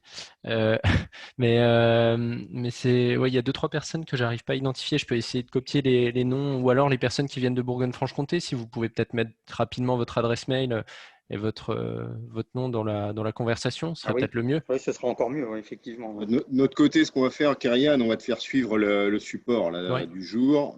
Comme ça, tu pourras diffuser. Donc, les hôtels de Bourgogne-Franche-Comté, vous rapprochez de Kyrian. Oui, à la limite, je fais ça. Voilà, et puis on envoie le support. Sachez qu'également, la vidéo de ce matin a été enregistrée. Alors, pour une partie, je m'excuse, j'ai zappé de lancer l'enregistrement au début. Voilà, il y a une partie qui n'a pas été enregistrée, mais je vais la mettre sur notre chaîne YouTube, et elle sera également accessible sur le site internet d'OTN, ottnormandie.fr, dans la rubrique Centre de ressources, ateliers thématiques. Voilà, vous aurez demain, ce sera disponible le replay. Et comme ça, voilà, vous aurez toutes les infos pour revoir la visio du jour. Okay. Est-ce qu'il y a des dernières questions sur l'ensemble des interventions, des échanges qu'on a pu avoir ce matin? Sachant que vous avez les coordonnées de Marina et de Louis-Michaël, vous pouvez aussi revenir vers eux, et puis vers Kyrian et moi-même sur la problématique de l'observation, hein, si vous avez des questions ou des volontés, des souhaits à venir par rapport à ces sujets-là.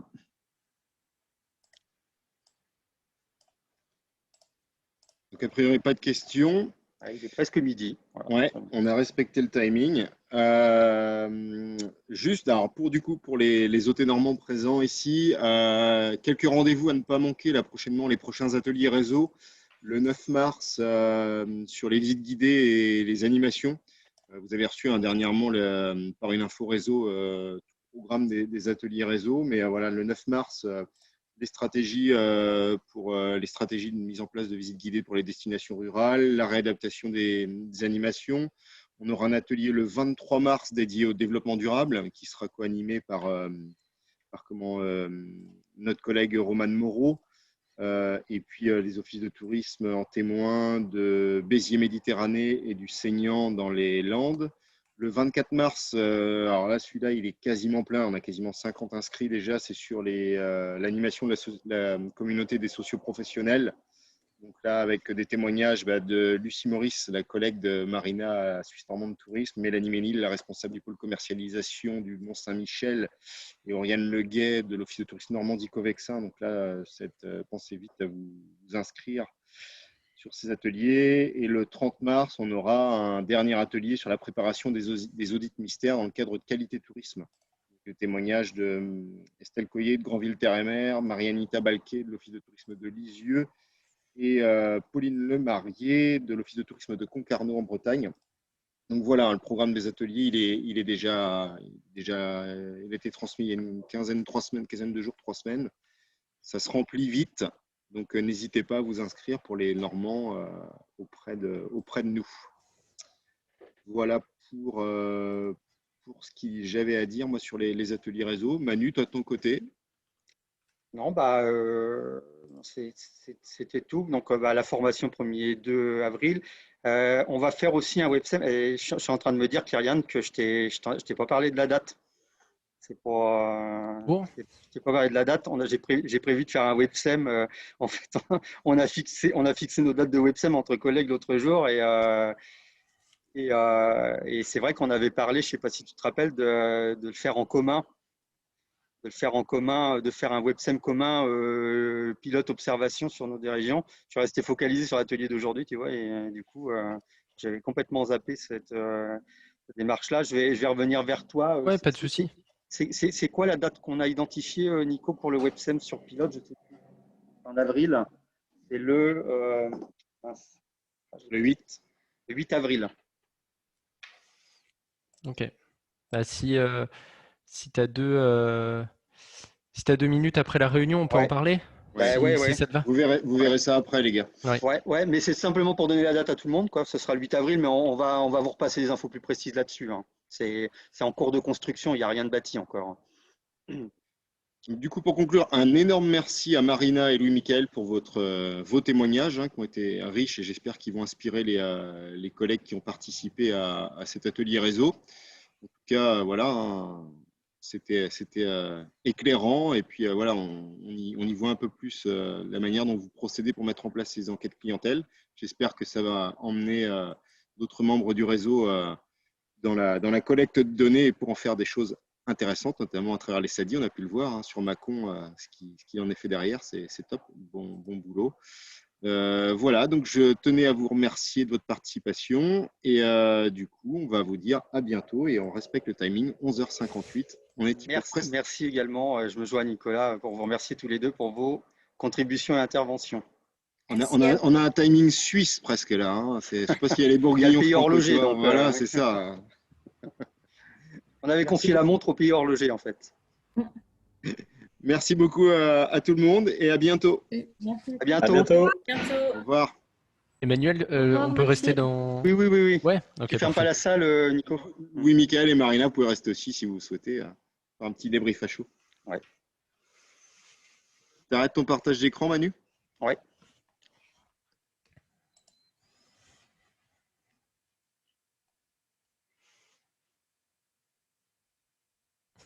Louis-Michel, il a décidé qu'à midi, il avait faim. Louis-Michel. Ah, d'accord.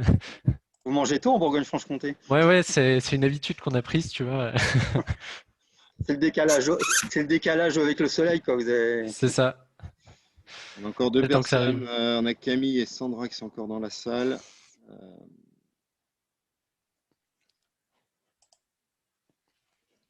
Attends. Tu n'as pas besoin qu'on quitte pour ton enregistrement? Non, tu peux le gérer à… Non, je peux l'interrompre là, je pense. Ouais, interromps-le.